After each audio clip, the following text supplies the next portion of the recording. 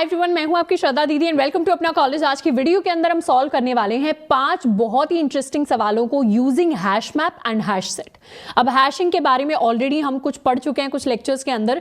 Hash map के ऊपर एक डेडिकेटेड लेक्चर आ चुका है, हैश सेट के ऊपर एक डेडिकेटेड लेक्चर आ चुका है। इसके साथ साथ हैश मैप की इंप्लीमेंटेशन वाला सबसे इंपॉर्टेंट क्वेश्चन भी हम पढ़ चुके हैं। इस वीडियो के अंदर हम काफी सारे सवालों को सॉल्व करेंगे और इसमें से कुछ सवाल माइक्रोसॉफ्ट एंड अमेजॉन जैसी कंपनीज में पूछे गए हैं ऑलरेडी।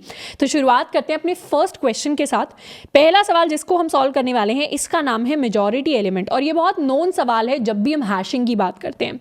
मेजॉरिटी एलिमेंट सवाल में मुझे एक इंटीजर एरे दिया होगा जिसका साइज n के बराबर है।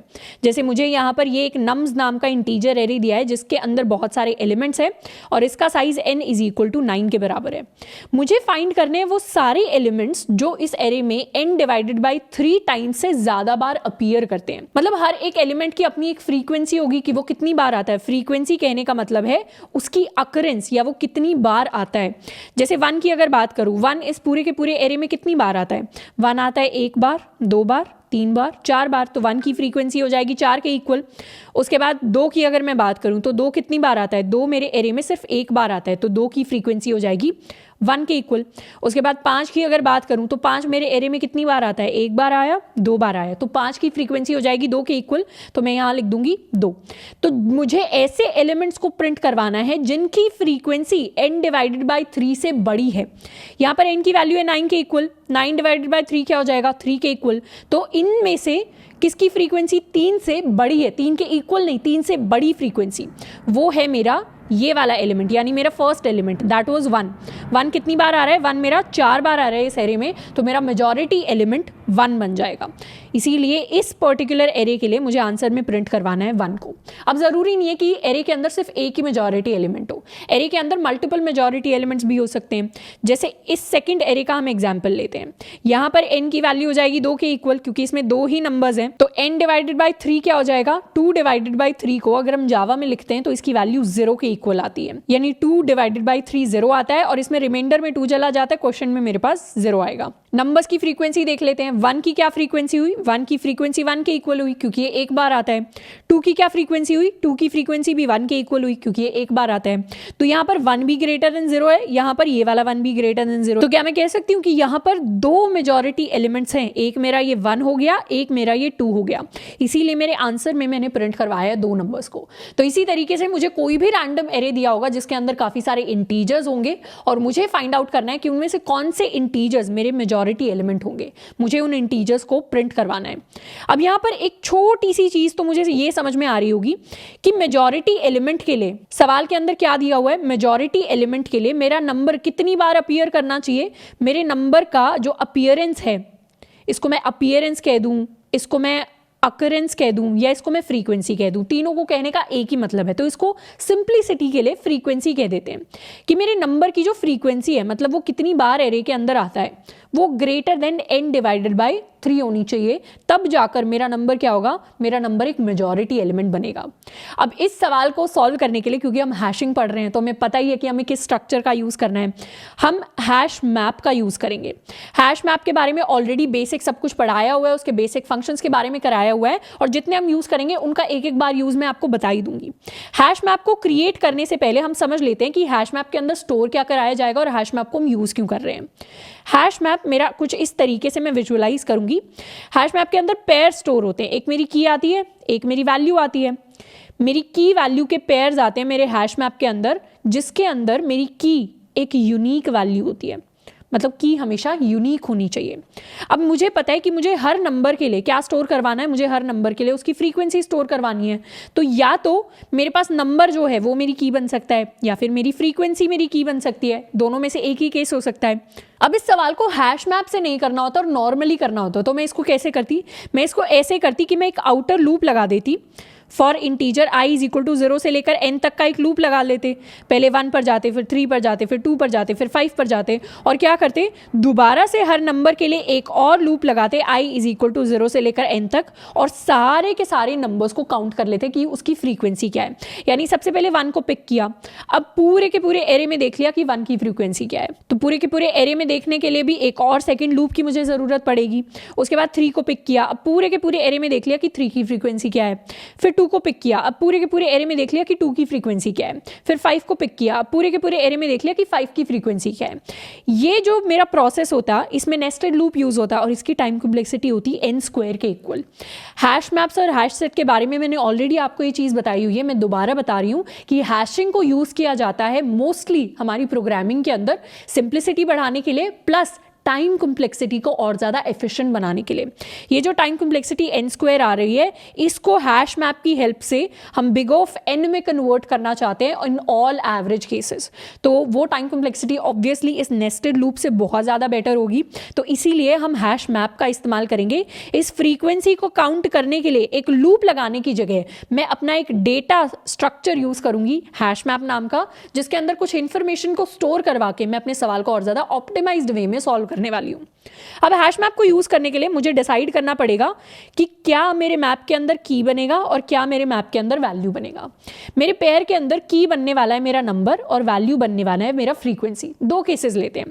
पहला केस जिसमें मेरा नंबर जो है ये मेरी की बन गया और मेरी जो फ्रीक्वेंसी है ये मेरी वैल्यू बन गई, और दूसरा केस वो लेते हैं जिसमें मेरी फ्रीक्वेंसी मेरी की बन रही है और मेरा नंबर मेरी वैल्यू बन रहा है। अब यहाँ पर नंबर की है तो मतलब 1 के लिए फ्रीक्वेंसी 4 स्टोर होगी, 3 के लिए फ्रीक्वेंसी 2 स्टोर होगी, 2 के लिए फ्रीक्वेंसी 1 स्टोर होगी एंड 5 के लिए फ्रीक्वेंसी 2 स्टोर होगी। एक तो ये केस है, पर वहीं पर अगर मैं फ्रीक्वेंसी को की बना दूं तो उस केस में पहली फ्रीक्वेंसी होगी 1 के इक्वल। अब ये जो 1 वाली फ्रीक्वेंसी है ये किस किस नंबर की है, ये है सिर्फ 2 वाले नंबर की। फिर 2 वाली फ्रीक्वेंसी स्टोर होगी, 2 वाली फ्रीक्वेंसी किस किस नंबर की है, एक 3 की है एक 5 की है।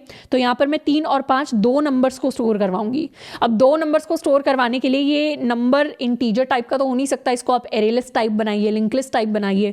मतलब यहाँ पर हम सिंपल इंटीजर टाइप के नंबर्स को स्टोर नहीं करवा पाएंगे क्योंकि 2 नंबर्स की सेम फ्रीक्वेंसी हो सकती है। तो उस केस में एक लंबा डेटा स्ट्रक्चर यहाँ पर आप एरे लिस्ट बनाएं, उसके अंदर 2 या 2 से ज़्यादा नंबर्स को स्टोर करवाएं, वो मेरा पूरा का पूरा पॉइंट को डिफीट कर देगा। इस सेंस में डिफीट कर देगा कि हैश मैप का काम ही होता है टाइम कॉम्प्लेक्सिटी को रिड्यूस करवाना, और यहाँ आप दोबारा से लंबा डेटा स्ट्रक्चर यूज करके टाइम कॉम्प्लेक्सिटी को और बढ़ा रहे हैं। तो ये अप्रोच मुझे फॉलो नहीं करनी, इसीलिए मेरी फ्रीक्वेंसी की नहीं बनती, क्योंकि फ्रीक्वेंसी यूनिक वैल्यू उस केस में होगी जिस केस में यहाँ पर मुझे बड़ा डेटा स्ट्रक्चर यूज करना पड़े, जो मेरे लिए थोड़ा सा फेवरेबल केस नहीं है। तो यहाँ पर मैं अपने नंबर को अपनी की बनाऊंगी और उसके लिए जो भी फ्रीक्वेंसी आएगी उसको मैं वैल्यू के अंदर स्टोर करवा दूंगी। तो इस तरीके से अलग अलग पेयर्स को मुझे अपने हैश मैप के अंदर स्टोर करवाना है। तो इस प्रॉब्लम को सॉल्व करने के लिए हम 3 पार्ट्स में इस प्रॉब्लम को सॉल्व करेंगे।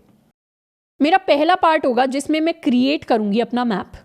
हैश मैप को क्रिएट करने के लिए बहुत सिंपल सा मेरा सिंटैक्स रहता है, इसको ऑलरेडी डिस्कस कर चुके हैं, मैं आपको लिखकर भी दिखा देती हूँ, उसको कोड में भी लिखेंगे। मैं लिखती हूँ हैश मैप, उसके बाद मैं बताती हूँ मेरी की किस टाइप की होगी और मेरी वैल्यू किस टाइप की होगी। की के अंदर क्या आने वाला है, नंबर आने वाला है। वैल्यू के अंदर क्या आने वाली है, फ्रीक्वेंसी आने वाली है। क्या मैं कह सकती हूँ मेरा नंबर भी एक इंटीजर वैल्यू है, मेरी फ्रीक्वेंसी भी एक इंटीजर वैल्यू है, तो मेरी की भी इंटीजर होनी चाहिए, मेरी वैल्यू भी इंटीजर होनी चाहिए। तो हैश मैप के अंदर मैं लिखूंगी इंटीजर कॉमा इंटीजर। फर्स्ट वाला इंटीजर मेरी की के लिए है, सेकंड वाला इंटीजर मेरी वैल्यू के लिए है। इसको मैं नाम दे देती हूँ map is equal to new hash map. ये सिंटैक्स रहता है जावा के अंदर मेरे हैश मैप को क्रिएट करने का। तो इस तरीके से मैं अपने हैश मैप को क्रिएट कर लूंगी जो पेयर्स को स्टोर करवाएगा। दूसरा स्टेप होगा कि सारे के सारे नंबर्स के लिए उनकी फ्रीक्वेंसी को हैश मैप के अंदर स्टोर करवा लेना। Find frequency of all numbers and store in map. तो सारे नंबर्स के लिए उनकी फ्रीक्वेंसी निकालो और उसको हैश मैप के अंदर स्टोर कर दो। तो एक एक करके मैं सारे के सारे नंबर्स पर जाऊंगी। मैं क्या करूंगी, यहाँ से एक लूप चला दूंगी और एक एक करके नंबर्स पर जाऊंगी। पहले मैं 1 पर आई। अब 1 के पास चॉइस है, क्या मुझे 1 को यहाँ पर ऐड करना चाहिए या ऐड नहीं करना चाहिए। मतलब किसी भी नंबर का अगर मैं एग्जाम्पल लूँ, मान लेते हैं मैं किसी भी नंबर 1 के ऊपर हूँ या मैं 3 के ऊपर, कोई भी नंबर है, या तो वो पहले से एग्जिस्ट करता होगा, मतलब उसकी की में कहीं ना कहीं एग्जिस्ट करता होगा। अगर ये 1 है पहले से एग्जिस्ट करता तो यहाँ पर 1 विद फ्रीक्वेंसी 1 पहले से होता। अगर मान लेते मैंने इसको भी ट्रवर्स कर लिया, मैंने इसको भी देख लिया, अब मैं इस पर आई तो 1 पहले से with a frequency of 2 exist करता। 2 बार आ चुका है 1, अब तीसरी बार जब आ रहा है तो मुझे क्या करना है, पहले से एग्जिस्ट करता है तो इसकी फ्रीक्वेंसी को बढ़ाकर 3 कर दो। तीसरी बार अगर 1 आएगा, 2 बार ऑलरेडी आ चुका है, तो थर्ड टाइम आ रहा है, तो फ्रीक्वेंसी को 1 मुझे बढ़ा देना है, यही होना चाहिए लॉजिकली। तो यही मैं करने वाली हूँ।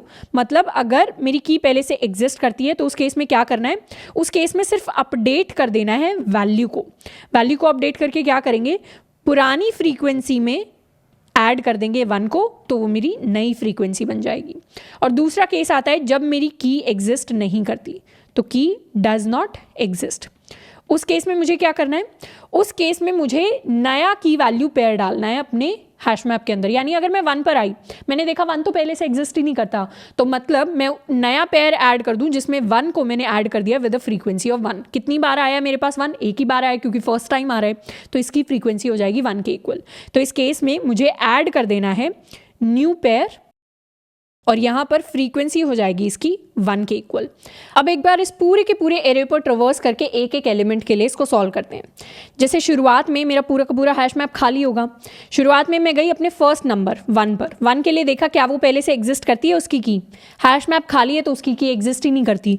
अगर एग्जिस्ट नहीं करती तो ऐड कर देंगे नया pair with a frequency of 1। मतलब यहाँ मैंने 1 के पेयर को ऐड कर दिया विद अ फ्रीक्वेंसी ऑफ 1।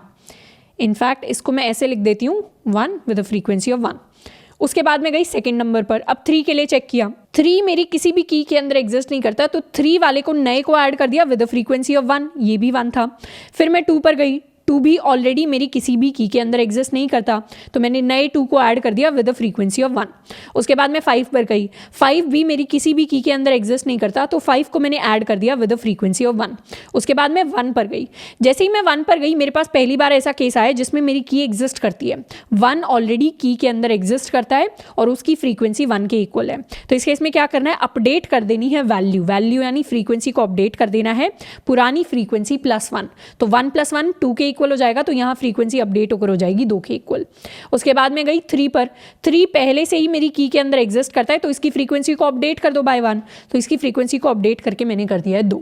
उसके बाद में गई 1 पर, 1 पहले से ही एग्जिस्ट करता है, तो इसकी फ्रीक्वेंसी को अपडेट कर दो। पहले फ्रीक्वेंसी 2 थी, उसमें 1 को ऐड कर दिया, अब मेरी फ्रीक्वेंसी 3 के इक्वल हो जाएगी। फिर मैं गई 5 पर, 5 पहले से एग्जिस्ट करता है, तो उसकी फ्रीक्वेंसी को इंक्रीज कर दो बाय 1, तो 1 की फ्रीक्वेंसी बढ़कर हो जाएगी 2 के इक्वल।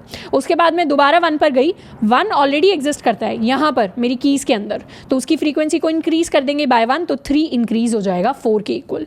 तो इस सारे के सारे नंबर्स पर मैंने एक एक करके ट्रवर्स किया और सबके लिए सबकी की और उनकी फ्रीक्वेंसी को मैंने स्टोर करवा लिया। स्टोर कराने का लॉजिक ये रहा, ये चेक कर लो की पहले से एग्जिस्ट करती है या नहीं करती। तो इस पूरे के पूरे प्रोसेस के लिए हम क्या करेंगे, एक बार इसका सूडो कोड लिखकर मैं आपको दिखा देती हूँ, जिसको बाद में हम एक्चुअल कोड के अंदर कन्वर्ट करेंगे। सूडो कोड कुछ ऐसा होगा जिसमें मुझे पता है सबसे पहले तो मैंने एक लूप लगाया है, तो मैं पूरा का पूरा एक लूप लगाऊंगी जो मेरे एरे के ऊपर ट्रवर्स करेगा। तो मैं लूप लगाऊंगी फॉर इंट i = 0 से लेकर n तक। यहाँ पर इंडेक्स 0 से लेकर इस n-1 इंडेक्स तक मैं n टाइम्स अपने लूप को रन करूंगी और हर बार क्या चेक करूंगी, अपने एलिमेंट के लिए। यानी यहाँ पर मेरा एलिमेंट क्या होगा, मेरा एलिमेंट हो जाएगा नंबर्स ऑफ i के इक्वल, कि इंडेक्स i पर जो भी नंबर है वो मेरा एलिमेंट हो जाएगा। उसके लिए चेक कर लो क्या वो की में एग्जिस्ट करता है या वो की में एग्जिस्ट नहीं करता। अब हैश मैप के अंदर की में एग्जिस्ट करता है कोई एलिमेंट या नहीं करता, उसके लिए ऑलरेडी एक फंक्शन एग्जिस्ट करता है जिसको नाम देते हैं कंटेन्स की। तो मैं यहाँ सिंपली लिख दूंगी if my map dot contains की। इस फंक्शन के बारे में हमने ऑलरेडी पढ़ा हुआ है। अगर की एग्जिस्ट करती है तो ये रिटर्न करता है ट्रू, यहाँ पर ट्रू रिटर्न कर देगा, नहीं तो रिटर्न कर देगा फॉल्स। अगर कंटेन्स की के अंदर मैंने नंबर्स ऑफ i को पास किया जो मेरा नंबर था और उसने ट्रू रिटर्न किया, तो उस केस में क्या कर दो, उस केस में अपडेट कर दो फ्रीक्वेंसी को। यानी मैं यहाँ पर कॉल लगा दूंगी map dot put my numbers of i and map dot get numbers of i। इसको मैं बता देती हूँ कि इसको लिखने का मतलब क्या है। पहले मैंने चेक कर लिया क्या मैप के अंदर की है, इसने मुझे रिटर्न किया ट्रू। तो मैं क्या कर रही हूँ, मैप के अंदर दोबारा ऐड कर रही हूँ एक की और वैल्यू का पेयर। इस बार की क्या है, की वही नंबर है जो पहले से ही मैप के अंदर एग्जिस्ट करती है, यानी ये 1 है जो पहले से ही मैप के अंदर एग्जिस्ट करता है। पर इस बार फ्रीक्वेंसी क्या है, पहले वाली फ्रीक्वेंसी निकाल लो, map dot get numbers i मतलब पहले वाली फ्रीक्वेंसी, और उसमें ऐड कर दो 1 को। तो पुराने वाली फ्रीक्वेंसी +1 को अब ऐड कर दिया। जैसे ही डॉट पुट कॉल करते हैं मैप के अंदर और ऐसी की के लिए कॉल करते हैं जो पहले से एग्जिस्ट करती है, तो क्या होता है, की तो वैसे की वैसी रहेगी, बस उसकी फ्रीक्वेंसी अपडेट हो जाएगी। वही काम मुझे करना है, फ्रीक्वेंसी को अपडेट करना है बाय 1। और एल्स वाला केस क्या होगा, एल्स वाला केस वो केस होगा जिसमें की एग्जिस्ट नहीं करती, तो उस केस में नया पेयर मुझे बनाना है। नया पेयर बनाने के लिए सिंपली कॉल कर दो मैप डॉट पुट, की क्या हो जाएगी, की हो जाएगी नंबर्स ऑफ आई, फ्रीक्वेंसी क्या हो जाएगी, फ्रीक्वेंसी हो जाएगी 1 के इक्वल। तो एक ये मेरी लाइन हो गई, एक ये मेरी लाइन हो गई। ये बन गया मेरा सूडो कोड जो कंप्लीट करेगा मेरे पूरे स्टेप 2 को, यानी हर नंबर के लिए फ्रीक्वेंसी फाइंड कर लो और उसको मैप के अंदर स्टोर करवा दो। अब बढ़ते हैं अपने नेक्स्ट स्टेप यानी थर्ड स्टेप की तरफ। थर्ड स्टेप में एक बार मैंने अपने सारे के सारे पेयर्स के लिए अपनी फ्रीक्वेंसी निकाल ली, उनको कीज भी बना दिया। अब मेरा काम क्या रह गया, अब मेरा काम रहेगा कि अब निकाल लो कि मेजॉरिटी एलिमेंट कौन सा है जो मुझसे सवाल के अंदर पूछा हुआ है। एक बार सबके लिए की और वैल्यू आ गई तो मेजॉरिटी एलिमेंट निकाल लो। मेजॉरिटी एलिमेंट कैसे निकालेंगे, सारे के सारे मैप को ट्रवर्स करेंगे। ट्रवर्स करने का मतलब है इस पर लूप चलाएंगे पूरे के पूरे मैप पर और देखेंगे कि कौन से नंबर की frequency greater than n divided by 3 है।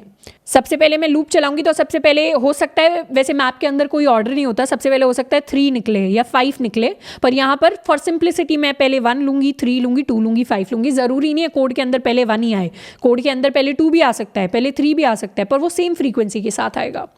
मान लेते हैं पहले मेरे पास 1 आया, अब मैं 1 के लिए उसकी वैल्यू चेक कर लूंगी। 1 के लिए वैल्यू कैसे चेक करते हैं, जो भी मेरे पास की आई है अगर मैं लिख दूं मैप डॉट गेट की तो क्या आ जाएगी, उसकी की वैल्यू आ जाएगी। अगर ये मैप डॉट गेट की greater than n divided by 3 है तो मैं उस एलिमेंट को प्रिंट कर दूंगी, मतलब प्रिंट कर दो की को। तो सबसे पहले 1 के लिए आए, 1 के लिए मैप डॉट गेट की क्या रिटर्न करेगा, मैप डॉट गेट की उसकी वैल्यू रिटर्न करता है यानी फ्रीक्वेंसी रिटर्न करेगा। तो 1 के लिए 4 रिटर्न करेगा। क्या 4 greater than n divided by 3 है, यस ये greater than n divided by 3 है, तो यहाँ पर प्रिंट कर दो 1 को जो मेरी की थी। उसके बाद 3 के लिए चेक करेंगे, 3 के लिए मैप डॉट गेट की 2 रिटर्न करेगा। क्या 2 greater than n divided by 3 है, नहीं ये n डिवाइडेड बाई 3 नहीं है। क्या 2 greater than n divided by 3 है, नहीं ये greater than n divided by 3 नहीं है, तो मुझे 3 को प्रिंट नहीं करना। उसके बाद 3 तक पहुंच गए, अब 2 पर पहुंच जाएंगे। 2 के लिए फ्रीक्वेंसी 1 के इक्वल आएगी। क्या 1 greater than n divided by 3 है, ये भी नहीं है। n डिवाइडेड बाई 3 क्या है, 9 डिवाइडेड बाई 3, यानी क्या 1 ग्रेटर देन 3 है, बिल्कुल नहीं है। उसके बाद 5 पर आएंगे, उसके लिए फ्रीक्वेंसी आ जाएगी 2 के इक्वल। क्या 2 ग्रेटर देन 3 है, ये भी नहीं है। तो सिर्फ एक आंसर में प्रिंट होगा विच इज इक्वल टू 1। तो हर बार जिस भी की पर हम हैं उस की के लिए मैप डॉट गेट को कॉल कर देंगे और greater than n divided by 3 से उसको कंपेयर कर लेंगे। अब मुझे सारी की सारी मैप की कीज कैसे मिलेंगी, उसके लिए मेरे पास फंक्शन होता है मैप डॉट की सेट नाम से। यहाँ पर इस पार्ट को मैं हटा देती हूँ। मैप डॉट की सेट नाम का एक फंक्शन होता है जो मुझे सारी की सारी कीज़ का सेट दे देगा। तो यहाँ पर कीज़ हैं 1, 3, 2 और 5, तो ये फंक्शन मुझे 1, 3, 2, 5 इस तरीके से एक सेट रिटर्न कर देता है जिसके अंदर सारी की सारी कीज़ होती हैं। और मैं एक एडवांस लूप का यूज़ करती हूँ, एक अलग तरीके का फॉर लूप होता है जावा के अंदर जिसके बारे में हम पहले ही डिस्कस कर चुके हैं, दोबारा बता देती हूँ। इस फॉर लूप में हम कोलन का यूज़ करते हैं, इस कोलन का, ये आपके कीबोर्ड के ऊपर सिंबल होगा। मैं लिखूँ अगर इंट की और यहाँ मैं लिखूँ मैप डॉट की सेट, तो क्या होगा, ये मैप डॉट की सेट से इस तरफ तो मेरे पास पूरा का पूरा ये सेट आ जाएगा और इस तरफ एक एक करके इस सेट से हम कीज़ उठाएंगे। यानी सबसे पहले इस की के अंदर 1 स्टोर्ड होगा, नेक्स्ट आइटरेशन में इस की के अंदर 3 स्टोर्ड होगा, नेक्स्ट आइटरेशन में इस की के अंदर 2 स्टोर्ड होगा, नेक्स्ट आइटरेशन में इस की के अंदर 5 स्टोर्ड होगा। तो हर बार मेरे इंटीजर की में की सेट के अंदर की कोई भी एक वैल्यू आ जाएगी और फिर मैं कंपेयर कर लूँगी क्या उसकी वैल्यू जो है, उसकी के लिए जो वैल्यू वो greater than n divided by 3 है क्या। तो ये सूडो कोड हो जाएगा सारे के सारे मेजॉरिटी एलिमेंट्स को निकालने के लिए। अब ऑन एन एवरेज इस कोड की जो टाइम कॉम्प्लेक्सिटी होगी सारे एवरेज केसेस में वो लीनियर टाइम कॉम्प्लेक्सिटी होगी यानी बिग ऑफ n के इक्वल। और इस सेम सूडो कोड के लिए हम जावा का कोड लिखने वाले हैं। मेरे पास मेरा नंबर्स एरे दिया हुआ है n के इक्वल, इस केस में मेजॉरिटी एलिमेंट सिर्फ 1 होगा। मैं एक फंक्शन बना लेती हूँ पब्लिक स्टैटिक, इसको नाम देते हैं int majority element. Majority element के अंदर मेरे पास मेरा नंबर्स नाम का एरे आएगा, सिर्फ एक ही इन्फॉर्मेशन आएगी और इस फंक्शन का काम है इंटीजर की जगह यहाँ पर मैं लिख देती हूँ वॉइड, सारे के सारे मेजॉरिटी एलिमेंट्स को प्रिंट करवाना। ऑलरेडी क्लासरूम नाम की मैंने क्लास बनाई हुई है जिसके अंदर सारे के सारे फंक्शंस को मैं लिखने वाली हूँ। ऊपर मैंने इंपोर्ट किया हुआ है java डॉट यूटिल डॉट ऑल को, इसकी जगह हम चाहते तो java dot यूटिल dot hash map को भी इंपोर्ट कर सकते थे सिर्फ हैश मैप को यूज़ करने के लिए, पर मैंने डॉट ऑल किया है, मतलब ये एस्टरिस्क लिख दिया जिससे सारी की सारी लाइब्रेरीज एंड यूजफुल फंक्शंस मेरे पास आ जाएं। अब 3 स्टेप्स में मुझे अपने काम को परफॉर्म करना है। पहला स्टेप होता था हैश मैप को क्रिएट करो। हैश मैप को क्रिएट करने के लिए मैं लिखूंगी hash map of integer comma integer, my map is equal to new hash map. ये होता है कोड मेरे हैश मैप को क्रिएट करने का, जिसमें ये इंटीजर की के लिए है, ये इंटीजर वैल्यू के लिए है। दूसरा स्टेप होता था कि एक लूप लगाकर सारे के सारे एलिमेंट्स के लिए उनके की वैल्यू पेयर को मुझे फॉर्म करना है। तो एक लूप चला लेती हूँ फॉर इंटीजर्स, यहाँ n निकाल लेते हैं। n क्या है? एंट है नंबर्स डॉट लेंथ के इक्वल मेरा n है। Int i is equal to 0, i less than n, i plus plus मेरा लूप चलेगा। और हर बार मैं चेक करूंगी क्या मेरा एलिमेंट पहले से एग्जिस्ट करता है या नहीं करता। तो मैप डॉट कंटेन्स की के अंदर पास कर दूंगी अपना एलिमेंट, यानी नंबर्स ऑफ i। अगर मैप डॉट कंटेन्स की नंबर्स ऑफ i के लिए ट्रू रिटर्न करता है, ये मेरा ट्रू वाला केस है, तो उस केस में क्या करो, अपडेट कर दो फ्रीक्वेंसी को, यानी map dot put my numbers of i की बन जाएगा, and map dot get numbers of i plus 1। तो पुरानी ही की रहेगी, पर इस बार फ्रीक्वेंसी हो जाएगी पुरानी फ्रीक्वेंसी प्लस 1 के इक्वल। और एल्स वाला केस क्या कहता है? एल्स वाला केस मतलब यहाँ पर मेरे पास फॉल्स आया कि की पहले से एग्जिस्ट नहीं करती। उस केस में कर दो map dot put my numbers of i with the frequency of 1। First time element आ रहा है, की पहले से एग्जिस्ट नहीं करती, तो इस बार इसकी फ्रीक्वेंसी हो जाएगी 1 के इक्वल। ये मैंने सेकंड स्टेप कंप्लीट कर दिया। अब बात करते हैं थर्ड स्टेप की। थर्ड स्टेप में मैं एक एडवांस्ड फॉर लूप लिखती हूँ, इंट की कोलन मैप डॉट की सेट। मैप डॉट की सेट से पूरा सेट आ जाएगा मेरे पास कीज का, एंड उसमें से एक एक करके मेरी की इस इंटीजर के अंदर जाकर स्टोर हो जाएगी।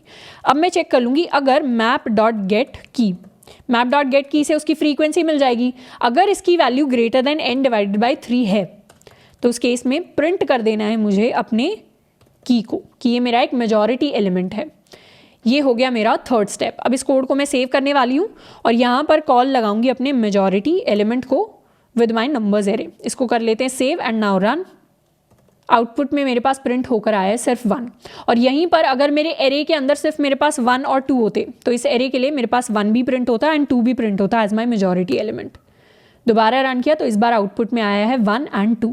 तो इस तरीके से सॉल्व करते हैं हम अपना मेजॉरिटी एलिमेंट वाला सवाल। नेक्स्ट सवाल जिसको हम सॉल्व करने वाले हैं, इसका नाम है यूनियन ऑफ 2 एरेज। यूनियन कहने का क्या मतलब होता है?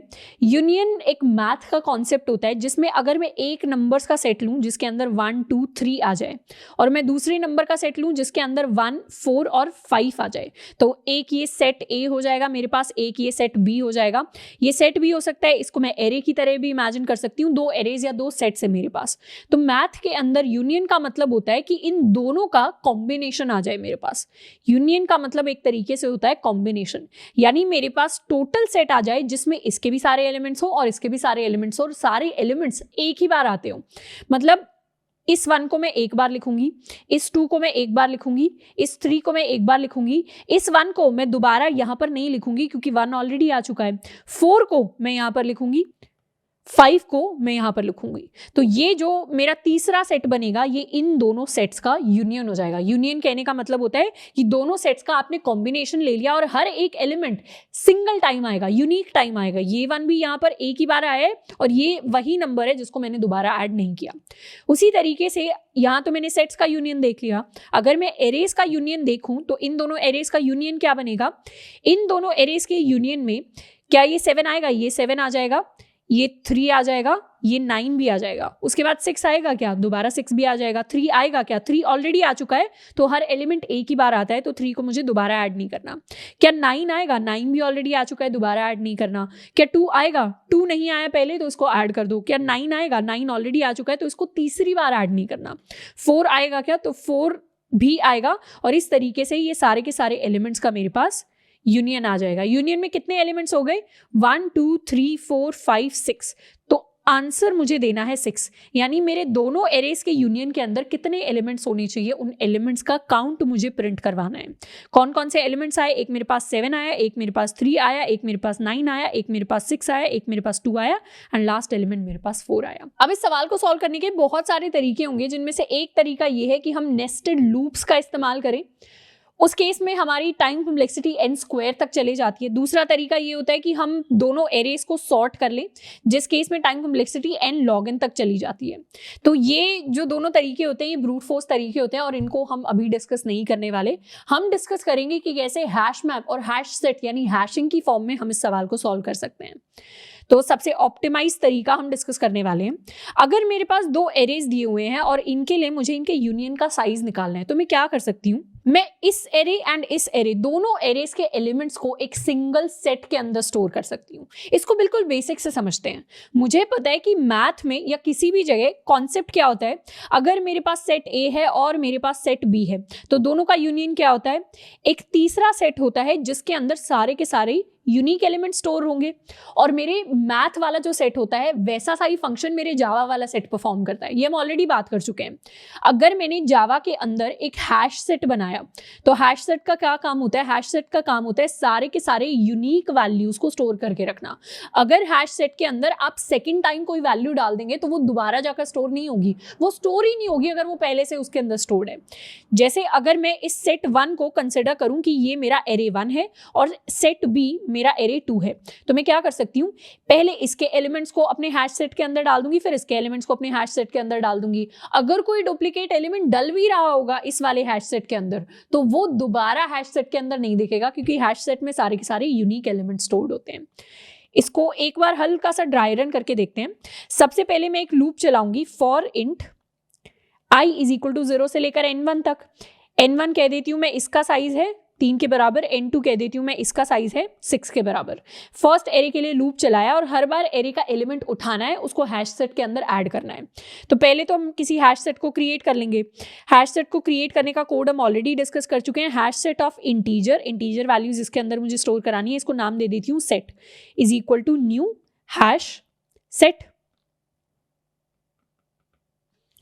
अब सेट के अंदर मुझे ऐड करना है अपने एलिमेंट को which will be array 1 of i। तो इस तरीके से हर एक एलिमेंट जाएगा और हैश सेट के अंदर ऐड हो जाएगा। तो सबसे पहले मेरा 7 जाएगा, हैश सेट के अंदर ऐड हो जाएगा, फिर मेरा 3 जाएगा, हैश सेट के अंदर ऐड हो जाएगा, फिर मेरा 9 जाएगा, हैश सेट के अंदर ऐड हो जाएगा। उसके बाद सेम लूप में चलाऊंगी अपने सेकेंड एरे के लिए। मतलब दोबारा एरे के लिए लिखो for int j is equal to 0 से लेकर n2 एंड इस बार दोबारा से मैं सेट के अंदर ऐड कर दूंगी अपना एरे 2 ऑफ j। तो इस बार इस एरे के सारे एलिमेंट्स आ जाएंगे। पहले ये 6 यहां से निकलेगा, इसके अंदर जाकर ऐड हो जाएगा। फिर 3 को देखेंगे, 3 ऑलरेडी मेरे हैश सेट के अंदर एडेड है तो ये 3 दोबारा ऐड नहीं होगा। उसके बाद 9 के लिए देखेंगे, 9 ऑलरेडी एडेड है तो दोबारा ऐड नहीं होगा।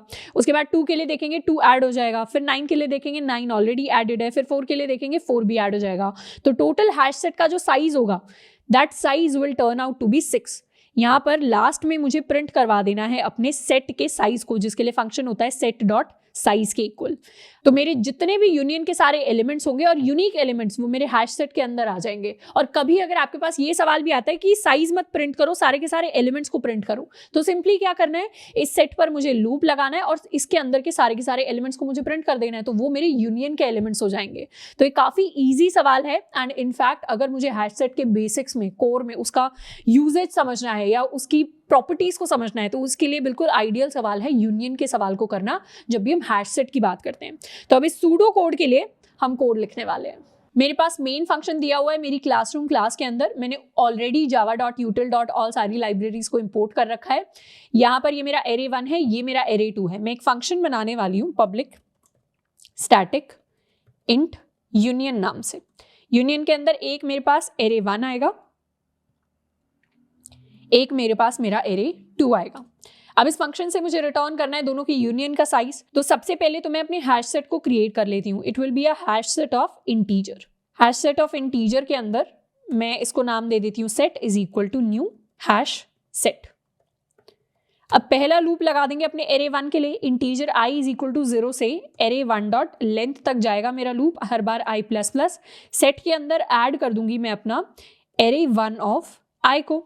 उसके बाद एक सेकेंड लूप लगा लेते हैं अपने एरे 2 के लिए। Integer j is equal to 0 से लेकर j less than array 2 dot length तक। j को कर देंगे प्लस प्लस, सेट के अंदर ऐड कर देंगे अपना एरे 2 ऑफ j। तो ये मेरे सेट 1 के सारे एलिमेंट्स आ गए, सेट 2 के सारे एलिमेंट्स आ गए। अब मुझे क्या करना है, दोनों का जो कॉम्बिनेशन होगा वो मेरे सेट के अंदर होगा। तो सेट का जो भी साइज होगा वो मेरे यूनियन का साइज होने वाला है। तो आंसर में मैं रिटर्न कर दूंगी यहां से अपने सेट का साइज। और मेन फंक्शन के अंदर क्या करूंगी, इसको कॉल लगाने वाली हूं।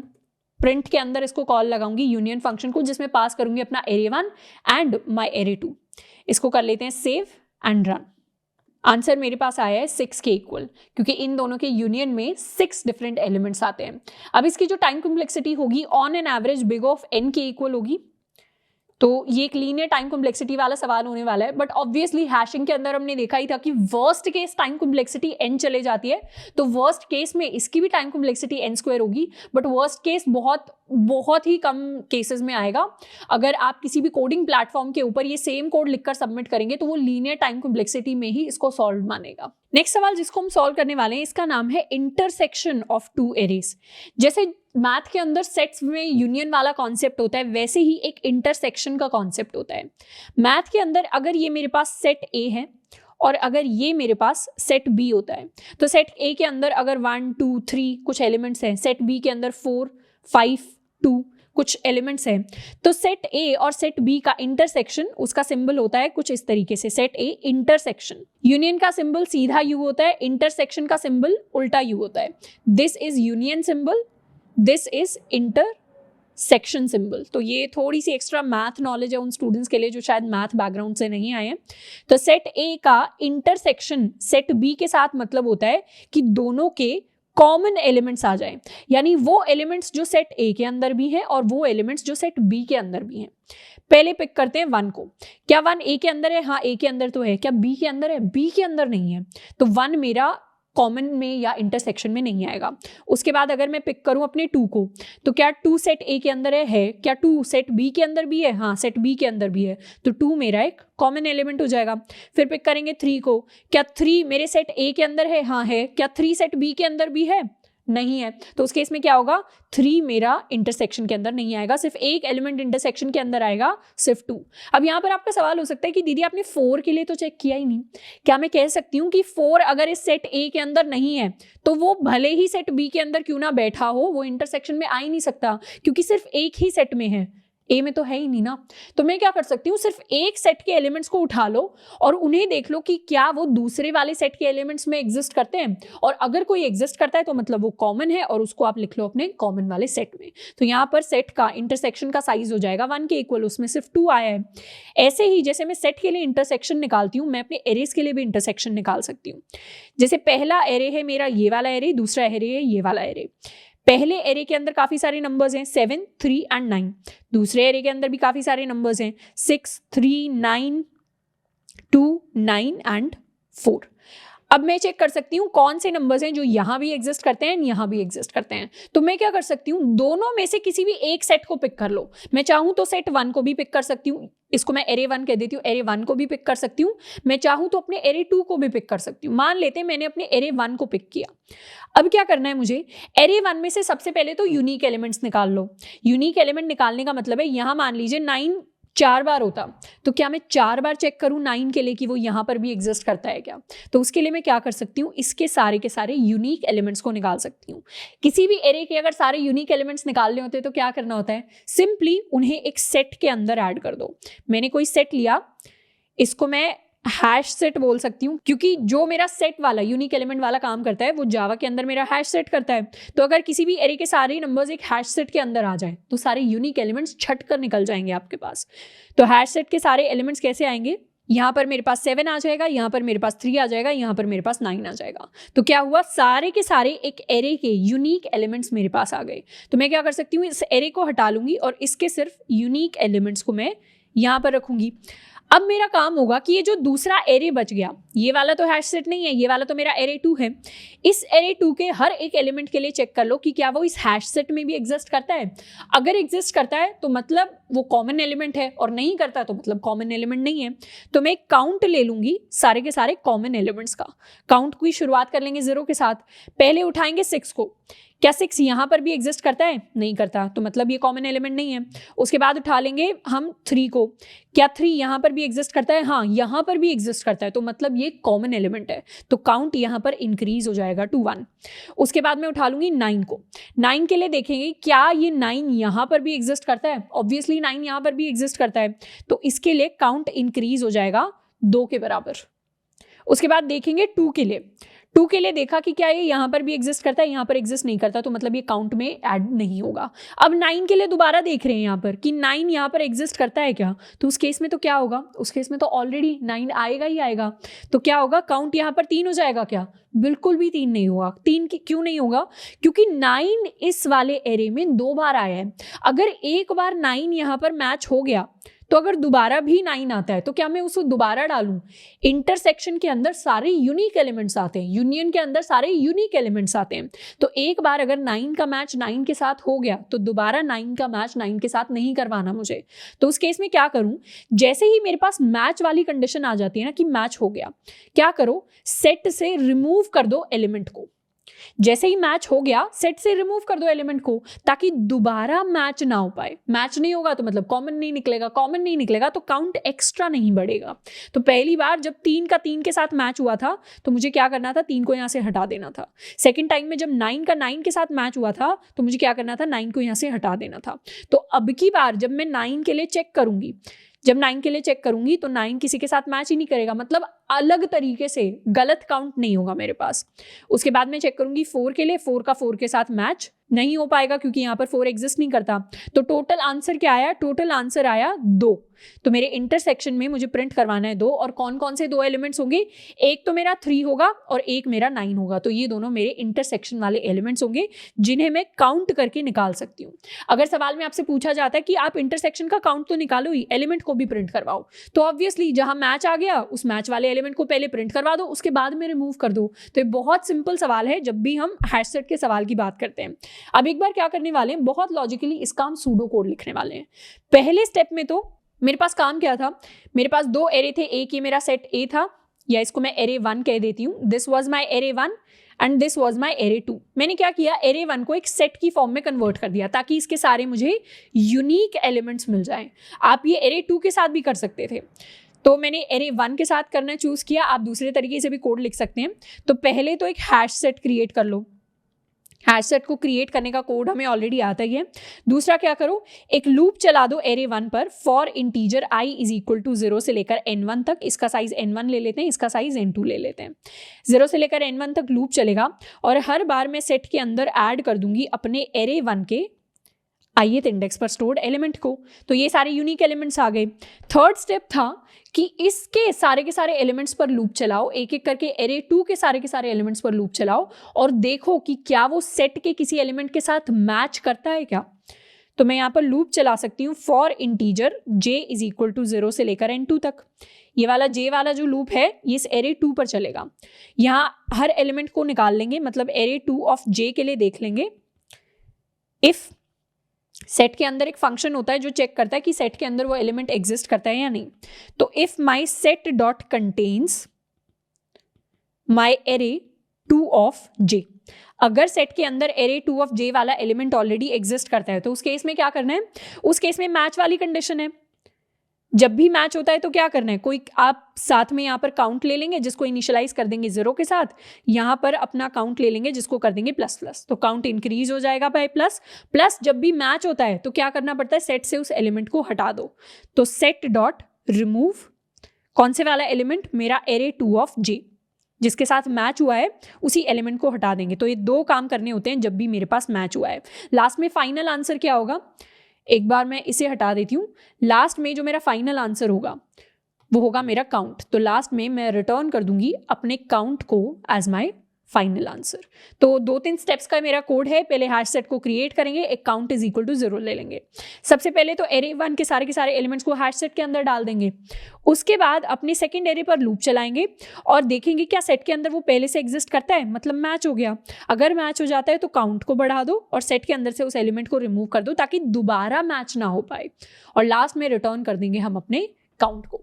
तो अब इस सूडो कोड के लिए हम अपना जावा कोड लिखने वाले हैं। ये मेरे पास मेरे एरे 1 एंड एरे 2 दिए हुए हैं। यूनियन का फंक्शन मैंने ऑलरेडी लिखा था, एक फंक्शन में लिख लेती हूँ इंटरसेक्शन के लिए। पब्लिक स्टैटिक इंट, इसको नाम देते हैं इंटरसेक्शन। इंटरसेक्शन में एक मेरे पास एरे 1 आएगा एंड एक मेरे पास एरे 2 आएगा। अब सबसे पहला काम क्या होता है, सबसे पहला काम है कि आप हैश सेट क्रिएट कर लो। तो मैंने हैश सेट ऑफ इंटीजर बना दिया, set is equal to new hash set के इक्वल। दूसरा काम है सारे के सारे किसी भी एक एरे के एलिमेंट्स को हैश सेट के अंदर डाल दो। तो मैं लूप चला दूंगी for integer i is equal to 0, i less than my array 1 dot length i plus plus. मैं क्या करूंगी, यहाँ पर सेट के अंदर ऐड कर दूंगी अपने एरे के सारे एलिमेंट्स को। तो ये सारे यूनिक एलिमेंट्स मेरे पास आ जाएंगे। This will be array 1। Second third step क्या होता था मेरे पास? थर्ड स्टेप ये है कि एरे 2 पर लूप लगाओ और देखो क्या वो सेट के अंदर एग्जिस्ट करता है। सेट के अंदर एग्जिस्ट करने का मतलब है एरे 1 के अंदर एग्जिस्ट करना। तो मैं एक लूप चला दूंगी for integer j equal 0, j less than my array 2 dot length j plus plus. हर बार चेक कर लो कि अगर मेरे सेट में कंटेन होता है मेरा एरे 2 ऑफ j, मतलब मेरा एरे 2 ऑफ j जो एलिमेंट है वो मेरे सेट के अंदर ऑलरेडी एग्जिस्ट करता है, तो उस केस में क्या करना है, काउंट को कर देंगे प्लस प्लस। यहां एक काउंट भी बना लेते हैं, int count is equal to 0। यहां कर देंगे सबसे पहले तो काउंट को करेंगे प्लस प्लस, उसके बाद क्या करना है, उसके बाद अपने सेट के अंदर से एलिमेंट को मुझे रिमूव करना है। तो सेट डॉट रिमूव कौन सा एलिमेंट, एरे 2 ऑफ j, और लास्ट में रिटर्न कर देंगे काउंट को एज आर फाइनल आंसर। तो मेरा जो काउंट होगा मेरा फाइनल आंसर बनकर रिटर्न हो जाएगा, मतलब मेरे इंटरसेक्शन वाले सारे एलिमेंट्स का काउंट। इसको कर लेते हैं सेव। मेन फंक्शन से कॉल लगाएंगे अब इंटरसेक्शन को। For my array 1 and my array 2 answer में मेरे पास प्रिंट होकर आएगा 2 एलिमेंट्स हैं जो कॉमन है, 3 एंड 9, 3 एंड 9। इसको एक बार करते हैं रन, ये हो जाएगा मेरा आंसर, मेरे पास आउटपुट। तो इस तरीके से हम किसी भी दो एरेज का इंटरसेक्शन निकालते हैं। यहाँ पर सवाल चेंज करके आपको एरे लिस्ट भी दे सकते हैं, आपको लिंक लिस्ट भी दे देंगे, बट बेसिकली जब हमें ट्रैक करना होता है किसी एलिमेंट की फ्रीक्वेंसी को, या कोई एलिमेंट बार बार आ रहा है या नहीं आ रहा है, या कॉमन कौन सा है, या यूनियन कौन सा है, यूनिक कौन सा है, तो इस तरीके के सवालों में यूजुअली हम हैशिंग का इस्तेमाल करते हैं। नेक्स्ट सवाल जिसकी हम बात करेंगे, इसका नाम है फाइंड आइटिनरी फ्रॉम टिकट्स। ये आइटिनरी क्या मतलब होता है? इसका मतलब होता है कोई भी जर्नी या कोई भी पाथ निकालना। मुझे क्या दिया हुआ है, मुझे बहुत सारी प्लेन टिकट्स दी हुई हैं। ये मुझे एक पहली टिकट दी है जो चेन्नई से लेकर बेंगलुरु तक की प्लेन टिकट है। दूसरी टिकट दी है जो मुझे मुंबई एयरपोर्ट से लेकर दिल्ली एयरपोर्ट तक लेके जाती है। तीसरी प्लेन टिकट दी है जो गोवा से लेकर चेन्नई जाती है। चौथी प्लेन टिकट दी है जो दिल्ली से लेकर गोवा मुझे लेकर जाती है। मुझे फाइंड करना है कि मेरे स्टार्टिंग पॉइंट क्या होगा और फिर स्टार्टिंग पॉइंट से कहाँ कहाँ तक पहुंचते हुए मैं अपनी जर्नी फॉलो कर रही हूँगी। मतलब ये जो मेरा पूरा पाथ रहने वाला है, इस पूरे पाथ को मुझे प्रिंट करवाना है। कैसे प्रिंट करवाना है उसका मैं आपको एग्जांपल दे देती हूँ। मान लेते हैं ये मेरी फर्स्ट प्लेन टिकट है, ये कहाँ से लेकर कहाँ तक जा रही है, ये मुझे चेन्नई से लेकर बेंगलुरु तक लेकर जा रही है। तो इस तरीके से बेंगलुरु तक मेरी प्लेन टिकट लेकर जा रही है। दूसरी टिकट मुझे मुंबई से लेकर दिल्ली तक जा रही है, तो ये मेरी मुंबई होगी, मेरी डेस्टिनेशन हो गई दिल्ली तक, तो मैं मुंबई से लेकर दिल्ली तक जा सकती हूँ। तीसरी टिकट से मैं गोवा से लेकर चेन्नई तक जा सकती हूँ। तो अगर इन्हें थोड़ा सा नीचे ले आते हैं, ये अगर मेरे पास मेरी गोवा की टिकट है तो ये गोवा से लेकर मुझे चेन्नई लेकर जाएगी, और चौथी टिकट है जो मुझे दिल्ली से लेकर गोवा लेकर जाएगी। तो यहाँ पर अगर मैं दिल्ली में हूँ, दिल्ली सिटी को मैंने ऑलरेडी बना दिया है, तो यहाँ से मैं सीधा गोवा तक जा सकती हूँ इस रास्ते से, इस प्लेन टिकट के थ्रू। तो ये 4 टिकट्स मुझे दी हुई हैं और मुझे बताना है कि मैं अगर इन सारी टिकट्स का यूज करूं तो मैं कहां से शुरुआत करूंगी और मेरी पूरी की पूरी जर्नी क्या होने वाली है। तो इस जर्नी में सबसे मेन जो पॉइंट होगा वो होगा अपना स्टार्ट निकाल लेना कि हम स्टार्ट कहां से कर रहे होंगे। यहां पर अगर आप ध्यान से देखें तो गोवा से तो स्टार्ट कर नहीं सकते क्योंकि गोवा तक हम कहीं से आकर पहुंच रहे हैं, ना हम चेन्नई से स्टार्ट कर सकते क्योंकि चेन्नई से तो कहीं से हम आ रहे हैं, ना हम दिल्ली से स्टार्ट कर सकते क्योंकि दिल्ली पर तो हम कहीं से आ रहे हैं। तो सिर्फ एक ही सिटी है जहां से हम स्टार्ट कर सकते हैं, वो बची है मुंबई, क्योंकि बाकी किसी भी सिटी में हम कहीं से आ रहे हैं, कहीं से आ रहे हैं। शुरुआत तो कहां से होती है, जहां से हम खुद निकलते हैं। तो यहां पर मुंबई से मैं शुरुआत करूंगी। मुंबई से जैसे ही मैंने एक बार शुरुआत कर दी तो पहली प्लेन टिकट मुझे मुंबई से दिल्ली लेकर जाएगी, दूसरी टिकट मुझे दिल्ली से गोवा लेकर जाएगी, गोवा वाली टिकट मुझे गोवा से चेन्नई लेकर जाएगी, चेन्नई वाली टिकट मुझे चेन्नई से बेंगलुरु लेकर जाएगी। तो मेरा पाथ क्या होने वाला है, मेरे पाथ में पहले आया ये मुंबई, उसके बाद आया है दिल्ली, उसके बाद आया मेरे पास गोवा, उसके बाद आया चेन्नई एंड उसके बाद मेरे पास आया बेंगलुरु। तो इस तरीके से मुझे अपनी टिकट्स को एज सिटीज विजुअलाइज करना है कि चेन्नई मेरी एक सिटी हो गई, ये मुझे बेंगलुरु तक लेकर जा रही है, तो ये ट्रेन टिकट कुछ इस तरीके से मुझे एक एयरपोर्ट से दूसरे एयरपोर्ट तक लेकर जाएगी। अब ये जो सवाल है बहुत इंटरेस्टिंग सवाल है और आगे जाकर हम ग्राफ्स वाला भी चैप्टर पढ़ेंगे। ग्राफ्स वाले चैप्टर के अंदर एक कॉन्सेप्ट को हम पढ़ते हैं, उसको हम कहते हैं टोपोलॉजिकल सॉर्ट। अब टोपोलॉजिकल सॉर्ट से भी इस सवाल को किया जा सकता है, इनफैक्ट बहुत इंट्यूटिव होगा। एक बार जो व्यक्ति ग्राफ का सवाल कर लेना और उसको मैं डायग्राम दिखा दूं कि ऐसे ऐसे ऐसे ऐसे हम जा रहे हैं एक सिटी से दूसरी सिटी तक, उनके दिमाग में सबसे पहली चीज टोपोलॉजिकल सॉर्ट ही हिट करेगी। आपके में भी करनी चाहिए, एक बार हम ग्राफ्स खत्म कर लेते हैं तो। बट अभी के लिए हमने ग्राफ्स नहीं पढ़ा, तो हमें यूज करना है हैश मैप का, और हैश मैप को यूज करके हम इस सवाल को सॉल्व करने वाले हैं। अच्छा, इस सवाल में एक और चीज मुझे पहले से ही पता है कि एक शहर से दूसरे शहर तक सिर्फ एक ही प्लेन टिकट जाती है और कोई लूप्स नहीं फॉर्म हो रहे। ये बेसिक कंडीशंस मुझे पहले से दी हुई है कि ऐसा नहीं होगा मैं सिटी ए से सिटी बी तक जाऊं, फिर सिटी बी से सिटी सी तक जाऊं और फिर सी से वापस ए तक की टिकट है। मतलब एक बार डेस्टिनेशन पर पहुंच गए तो उसके बाद हम घर वापस नहीं आ सकते। ये इस तरीके की जर्नी है। तो ये जो लूप्स हैं, ये लूप्स यहाँ पर अलाउड नहीं है, तो उसकी हमें टेंशन नहीं करनी कि लूप आ गया तो। और ये भी होगा कि ए से लेकर बी तक एंड ए से लेकर सी तक इस तरीके की जर्नी भी अलाउड नहीं है जिसमें एक जगह से आप दो जगह जा सकते हैं। आपके पास एक स्टार्ट से, एक सोर्स से दूसरी डेस्टिनेशन तक एक सिंगल टिकट ही है। तो ये सारी बेसिक कंडीशंस आपको ऑलरेडी सवाल के अंदर दी हुई हैं। अब हमारा काम है फाइंड आउट करना आइटिनरी को। आइटिनरी का मतलब अभी तक हम सीख ही गए होंगे, ये एक जर्नी होती है, एक पाथ होता है जिसको आप फॉलो करेंगे, जिसको हमें प्रिंट करवाना है। अब इसको फाइंड करने के लिए हमारी अप्रोच क्या रहेगी? मैंने बताया सबसे पहला काम तो क्या कर लो, अपना स्टार्ट फाइंड आउट कर लो। सबसे इंपॉर्टेंट पार्ट भी इस पूरे सवाल में स्टार्ट को फाइंड आउट करना ही है, क्योंकि ये स्टार्ट ही है जिसकी मदद से सारा का सारा सवाल बहुत आसानी से सॉल्व हो जाएगा। अच्छा, इस सवाल की एक और इंटरेस्टिंग चीज, इस सवाल में ये जो मुझे प्लेन टिकट्स दी हुई है ना, ये in the form of a hash map मुझे दी हुई है। मतलब एक मैप है, ये स्ट्रिंग और स्ट्रिंग टाइप का मैप है, जिसमें की भी स्ट्रिंग टाइप की है, वैल्यू भी स्ट्रिंग टाइप की है। ये मेरी की हो गई, ये मेरी वैल्यू हो गई। तो मतलब मेरा पूरा का पूरा मैप बना हुआ है जिसके अंदर यहाँ पर की है, यहाँ पर वैल्यू है। तो ये मेरा चेन्नई लिखा होगा और उसके बाद यहाँ पर बेंगलुरु लिखा होगा, फिर सेकंड में ये मेरा मुंबई लिखा होगा, अज्यूम कर लेते हैं यहाँ पे मुंबई पूरा लिखा हुआ है, और ये मेरा दिल्ली लिखा होगा। फिर उसके बाद यहाँ पर मेरा गोवा लिखा होगा और ये मेरा चेन्नई लिखा होगा। तो मेरी जो सारी इन्फॉर्मेशन है वो मुझे हैश मैप की फॉर्म में दी गई है।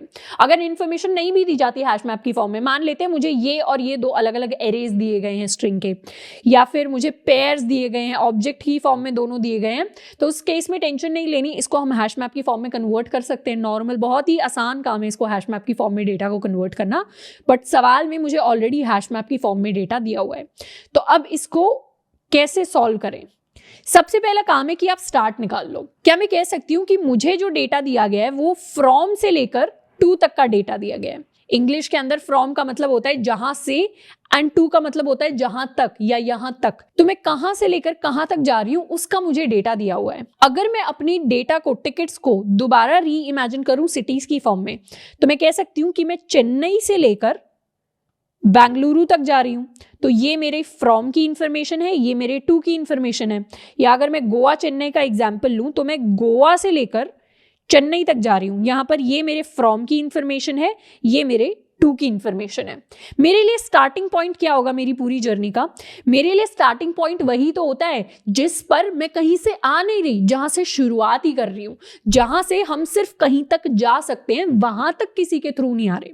जैसे यहाँ पर चेन्नई है, चेन्नई तो मैं गोवा के थ्रू होकर आ रही हूँ ना, तो चेन्नई तो स्टार्टिंग पॉइंट नहीं हो सकता क्योंकि उससे पहले तो मैं गोवा में थी। तो स्टार्टिंग पॉइंट वो होगा जो सिर्फ फ्रॉम में आता हो, टू में ना आता हो।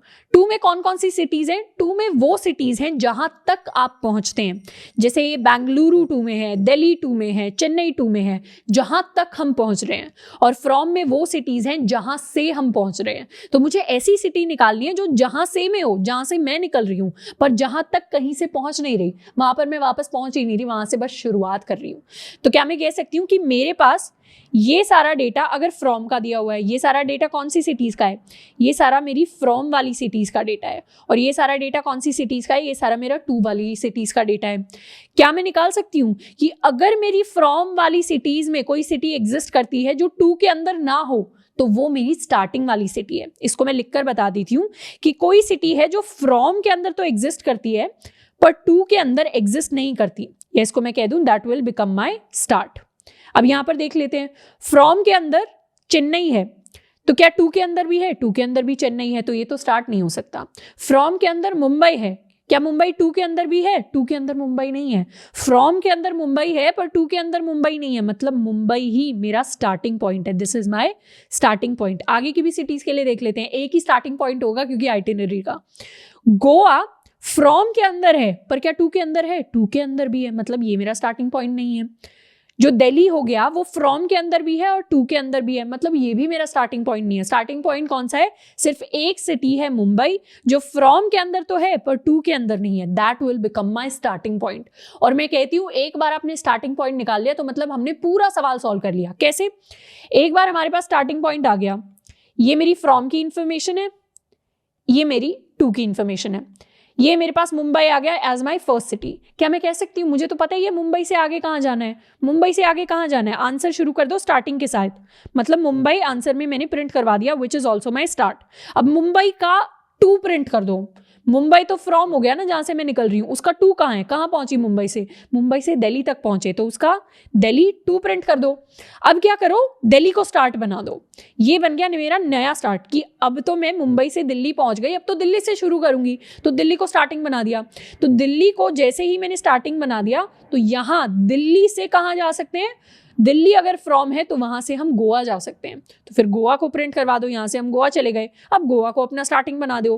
गोवा को जैसे ही मैंने स्टार्ट बना दिया मैं यहां पहुंच गई फ्रॉम पे। गोवा से कहां जा सकते हैं? चेन्नई जा सकते हैं, तो गोवा से मैं चली गई चेन्नई। उसके बाद पता ही है हमें क्या करना है, अब चेन्नई को अपना स्टार्टिंग बना दो। चेन्नई पर जैसे ही पहुंच गए, अब यहां से कहां जाना है? यहां से सिर्फ बेंगलुरु जाना है, तो चेन्नई से अब बेंगलुरु चले जाओ। और अब बेंगलुरु से कहीं जा सकते हैं क्या? बेंगलुरु को अगर मैं स्टार्ट बना दूं तो यहां से कहीं जा सकते हैं क्या? यहां से तो कहीं भी नहीं जा सकते।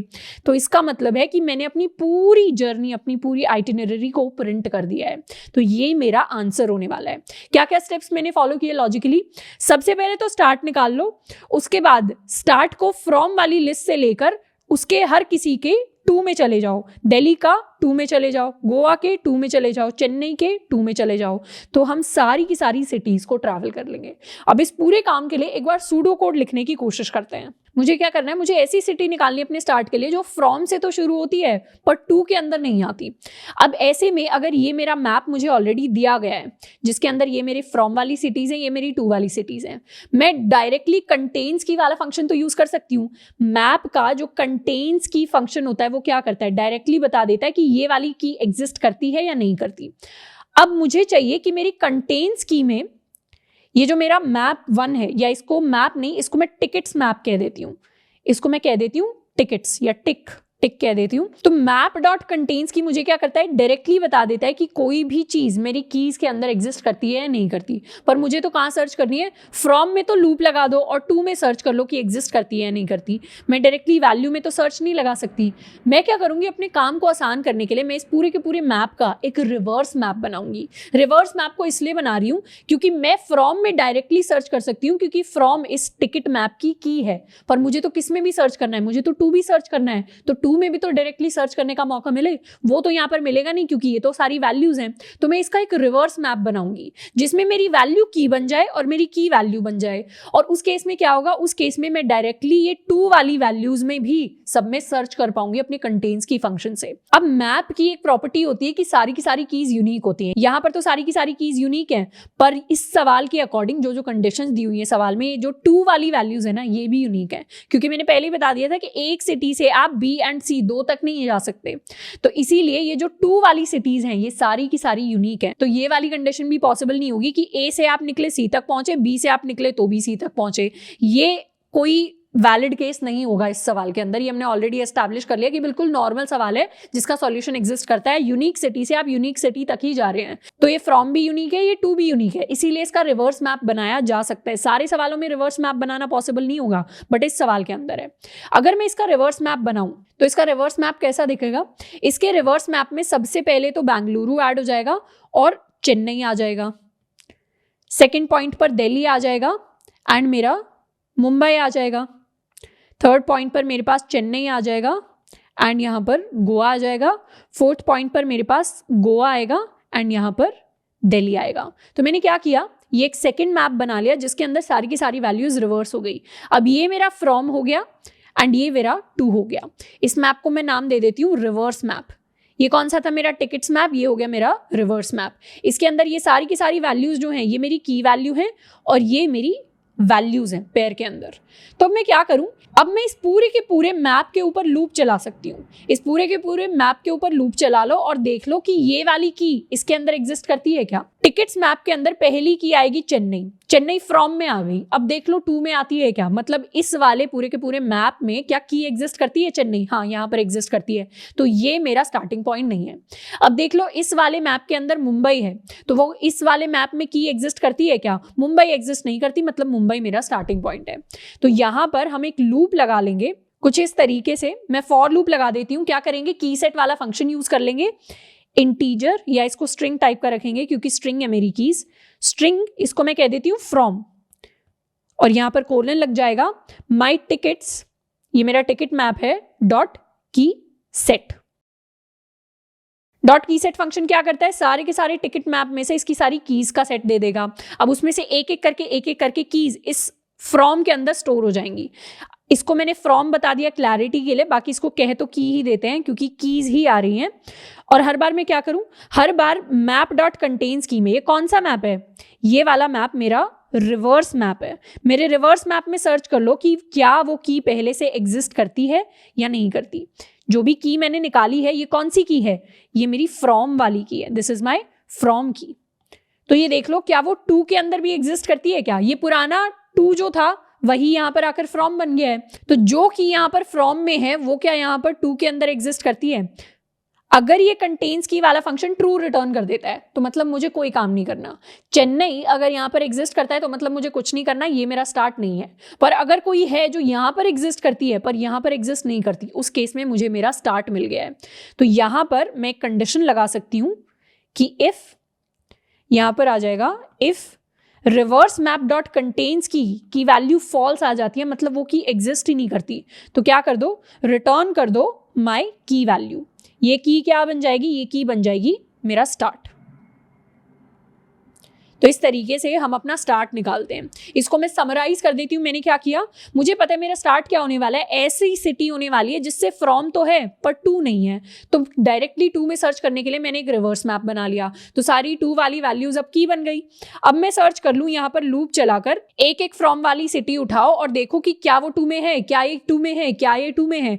जब भी ऐसी सिटी मिल जाए जो फ्रॉम में तो है पर 2 में नहीं है, तो उसके लिए रिटर्न कर दो कि यही सिटी मेरे लिए मेरा स्टार्टिंग पॉइंट होगा। एक बार मुझे मेरा स्टार्टिंग पॉइंट मिल गया तो मेरा स्टेप 2 क्या होगा, उस स्टार्टिंग पॉइंट से नेक्स्ट सिटी में जाना। तो यहां पर करते हैं अपना स्टेप 2। स्टेप 2 होगा प्रिंट आइटिनरी। अब मेरा स्टेप 2 आ गया। एक बार मान लेते हैं मेरे पास मेरा स्टार्ट आ गया, स्टार्ट मेरे पास कोई भी स्ट्रिंग आ गई होगी, मान लेते हैं मुंबई, मेरे पास मेरी स्टार्टिंग स्ट्रिंग आ गई। अब क्या करना है, एक लूप लगा लेते हैं। लूप ये बताएगा कि जब तक इस सिटी से, जो भी मेरी स्टार्टिंग सिटी होगी, मतलब जब तक मुंबई से हम कहीं तक पहुंच सकते हैं तब तक ये लूप चलेगा। कि अभी मैं इस सिटी में हूं, यहां से बी तक जा सकते हैं, ये सिटी ए थी, बी तक जा सकते हैं तो लूप चलेगा।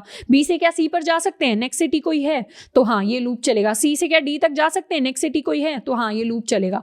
तो जब तक मेरा लूप चलेगा, जब तक मेरी सिटी फ्रॉम के अंदर एग्जिस्ट करती है, मतलब यहां से लेकर यहां तक की कोई टिकट एग्जिस्ट करती है।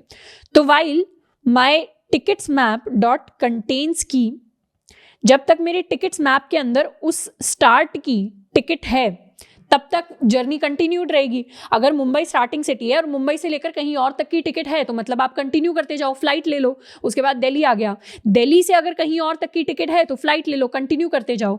पर अगर मेरे पास एक बार बेंगलुरु आ गया और मैं देख रही हूँ बेंगलुरु से तो कहीं तक की टिकट ही नहीं है, अब इस रिवर्स मैप को भूल जाओ। रिवर्स मैप का काम था सिर्फ मेरे स्टार्टिंग पॉइंट को निकालना। अब हम सिर्फ इस मैप के ऊपर फोकस करेंगे। यहाँ पर मान लेते हैं मेरे पास बेंगलुरु आ गया, बेंगलुरु से तो कहीं तक की टिकट ही नहीं है, तो मतलब अब रुक जाओ। तो जब तक मेरे स्टार्टिंग पॉइंट से लेकर कहीं तक की टिकट है, वो टिकट्स मैप के अंदर एग्जिस्ट करता है एज अ की, दिस इज माई की, एज अ की एग्जिस्ट करता है, तब तक लूप चलाना है। तब तक लूप चला के क्या करो, तब तक लूप चला के प्रिंट करवा दो अपने स्टार्टिंग पॉइंट को। यहां पर मैं लिख देती हूं प्रिंट, एक तो अपने स्टार्टिंग पॉइंट को प्रिंट करवा दो, एंड क्या करो, अपने स्टार्टिंग पॉइंट को अपडेट भी कर दो। मान लो अब मैंने मुंबई को प्रिंट करवा दिया, पर अब मुंबई से लेकर तो दिल्ली तक की टिकट थी, तो अब मेरा नेक्स्ट जो स्टार्ट बन जाएगा वो दिल्ली बन जाएगा। तो यहां मैं लिख दूंगी अब my new start is equal to map dot, या ये मैप क्या था, ये था मेरा टिकट्स मैप, गेट, और इसके अंदर मैं पास कर दूंगी अपनी स्टार्ट को एज माई की। तो यहां पर आ जाएगा मेरा स्टार्ट। तो ये एक लूप चलाना है मुझे, छोटा सा लूप है 2 लाइन का, कि पहले तो अपने स्टार्ट को प्रिंट कर दो और लास्ट में क्या करो, स्टार्ट को अपडेट करके कर दो फ्रॉम। पहले स्टार्ट मुंबई था, अब मुंबई से दिल्ली पहुंच गए, तो अब स्टार्ट मेरा दिल्ली बन गया। और लास्ट में जो भी लास्ट की बचेगी, जैसे बेंगलुरु आ गया, बेंगलुरु को तो फ्रॉम में नहीं है, तो मतलब वहां से तो कोई टिकट नहीं है, तो लास्ट में अपने बेंगलुरु को प्रिंट कर दो। मतलब यहां पर प्रिंट कर दो। मैं बार बार सिस्टम डॉट, मेरी आदत है मैं system dot out dot print L N short में ऐसे लिख रही हूँ, बट आपको और ज्यादा समझ में आ जाए इसलिए मैं इसको प्रिंट लिख देती हूँ। प्रिंट कर दो लास्ट में अपने लास्ट स्टार्ट को। मतलब लास्ट में अगर आप बेंगलुरु पर आकर रुक गए थे तो लास्ट में मेरा बेंगलुरु यहां पे आके प्रिंट हो जाएगा। तो ये हो गया मेरा सूडो कोड सारी की सारी सिटीज को प्रिंट करवाने के लिए। तो मान लेते हैं शुरुआत में फर्स्ट स्टेप से तो मेरे पास मुंबई आ गया। अब क्या करो, मुंबई के लिए सर्च कर लो, लूप चला लो, क्या मेरे मुंबई कंटेन होता है टिकट्स वाली की में? हाँ होता है। तो क्या करो, प्रिंट करवा दो मुंबई को। तो मैंने यहाँ पे मुंबई प्रिंट करवा दिया, इसको मैं पूरा प्रिंट करवा देती हूँ, मुंबई प्रिंट करवा दिया। अब क्या करो, मुंबई से अब उसका टिकट डॉट गेट निकाल लो। जब टिकट डॉट गेट करेंगे तो मुंबई से दिल्ली वाली वैल्यू रिटर्न होगी। तो दिल्ली अब मेरा स्टार्टिंग पॉइंट बन गया। अब देख लो दिल्ली यहाँ पर एग्जिस्ट करता है क्या? दिल्ली एग्जिस्ट करता है, एग्जिस्ट करता है तो अब दिल्ली को प्रिंट करवा दो। तो यहाँ मैंने दिल्ली को प्रिंट करवा दिया। अब दिल्ली को प्रिंट करवा दिया तो अब मेरा स्टार्ट अपडेट हो गया। स्टार्ट अब ये गोवा वाली वैल्यू बन गई। अब देख लो गोवा यहाँ पर एग्जिस्ट करता है क्या? गोवा यहाँ पर एग्जिस्ट करता है, तो गोवा को हम यहाँ पे प्रिंट करवा देंगे। गोवा को जैसे ही प्रिंट करवा दिया, चेन्नई मेरा स्टार्ट बन गया। अब देख लो चेन्नई एग्जिस्ट करता है क्या? यहाँ पे एग्जिस्ट करता है। तो चेन्नई से कहाँ तक जा सकते हैं? बेंगलुरु तक। तो चेन्नई को प्रिंट करवा दो एज माई स्टार्ट और अब स्टार्ट को अपडेट कर दो एज बेंगलुरु। बेंगलुरु को देख लो यहाँ पे एग्जिस्ट करता है क्या? यहाँ पे एग्जिस्ट नहीं करता बेंगलुरु। तो क्या करेंगे, इस लूप से बाहर निकल जाएंगे और लास्ट में अपने स्टार्ट को प्रिंट करवा देंगे। अभी मेरा स्टार्ट है बेंगलुरु के इक्वल, तो इसको मैं यहाँ प्रिंट करवा दूंगी और ये बन गई मेरी पूरी आइटिनरी। तो इस तरीके से हम सॉल्व करते हैं अपने सवाल को using hash maps. Hash map बहुत इंपॉर्टेंट कॉन्सेप्ट है जब इस तरीके के सवाल आते हैं। ऑल्दो क्वाइट नेचुरली ये ग्राफ का सवाल है, बट अगर आपके पास डायरेक्टली यही सवाल आ जाता है इंटरव्यूज में तो आपको सेम आंसर सेम कोड आप हैश मैप से लिख सकते हैं। बिल्कुल ऑप्टिमाइज टाइम में सॉल्व हो रहा है। प्लस एक और खास चीज इस सवाल के बारे में, ये सवाल माइक्रोसॉफ्ट में पूछा गया है और ओला जैसे स्टार्टअप्स में भी पूछा गया है। मतलब हो सकता है डायरेक्टली आपके इंटरव्यूज में यही सवाल आ जाए। अब क्या करेंगे, यहां पर इस सूडो कोड के लिए हम एक्चुअल कोड लिखने वाले हैं। मेरे पास ये मेरा टिकट्स का मैप दिया हुआ है, हैश मैप, और मेरी सारी की सारी टिकट्स इसमें ऑलरेडी एडेड है। मैं चाहती तो किसी और फॉर्म में अगर डेटा दिया होता तो उसको हैश मैप की फॉर्म में कन्वर्ट कर सकती थी। अलग अलग तरीके के इनपुट डेटा को सॉल्व करने के अलग अलग तरीके होते हैं, तो ये मेरा हैश मैप वाला तरीका है। अब क्या करेंगे, सबसे पहले तो क्या करो, इसका स्टार्ट निकाल दो। तो मैं एक फंक्शन बना लेती हूँ, पब्लिक स्टैटिक स्ट्रिंग, जिससे मैं गेट स्टार्ट करूंगी। ये फंक्शन सिर्फ स्टार्ट को कैलकुलेट करने के लिए बनाया गया है। इसके अंदर पास कर दूंगी अपना hash map of string and string, और इसको हमने नाम दे देती हूँ टिकट्स, या इसको सिर्फ टिक नाम दे देते हैं। इस फंक्शन का काम है मुझे मेरा स्टार्टिंग पॉइंट रिटर्न कर देना। मैं क्या करूंगी, एक स्ट्रिंग ले लूंगी, इसको नाम दूंगी start is equal to my get start, जिसके अंदर पास करूंगी अपना टिकट्स वाला हैश मैप। तो एक बार मेरे पास सारी की सारी टिकट आ जाएंगी, तो इस फंक्शन को कंप्लीट कर लेते हैं।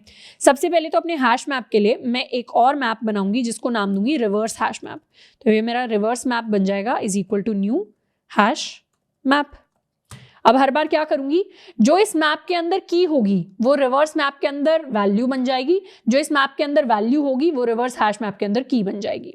तो मैं एक लूप लगा देती हूँ फॉर, ये एडवांस लूप में लगाने वाली हूँ, स्ट्रिंग की इन माई टिकट्स मैप डॉट की सेट। सारी की सारी कीज का सेट निकाल लो। अब मेरी की क्या हो गई, की तो हो गई ये वाली स्ट्रिंग की, और मेरी वैल्यू क्या हो गई, मेरी वैल्यू हो गई है माई टिकट्स डॉट गेट की। अगर इस मैप की बात करूं तो इसकी सारी की सारी कीज तो एक एक करके यहां आ जाएंगी इस की वाले वेरिएबल के अंदर, और कीज की वैल्यू की बात करूं तो वैल्यू हो जाएगी टिकट डॉट गेट की के इक्वल। तो एक एक करके की को तो वैल्यू बनाना है, वैल्यू को की बनाना है। यानी रिवर्स मैप के अंदर मैं पुट कर दूंगी, पहले की आनी चाहिए, की क्या होगी, दूसरे वाले की वैल्यू, यानी टिकट्स डॉट गेट की के इक्वल, और वैल्यू क्या हो जाएगी, वैल्यू हो जाएगी की के इक्वल। तो जो पहले की था उसको मैंने यहाँ पर वैल्यू बना दिया है, और जो पहले वैल्यू था उसको मैंने यहाँ पर की बना दिया है। इस तरीके से मैंने अपना रिवर्स मैप तैयार कर लिया है। अब मुझे एक लूप लगाना है अपने ओरिजिनल मैप के ऊपर, तो दोबारा से स्ट्रिंग की एक और वैसे ही लूप लगाएंगे, टिकट डॉट की सेट, और मुझे चेक करना है अगर मेरी ये जो की है ये मेरे रिवर्स मैप के अंदर एग्जिस्ट नहीं करती, तो मतलब वो मेरा स्टार्टिंग पॉइंट है।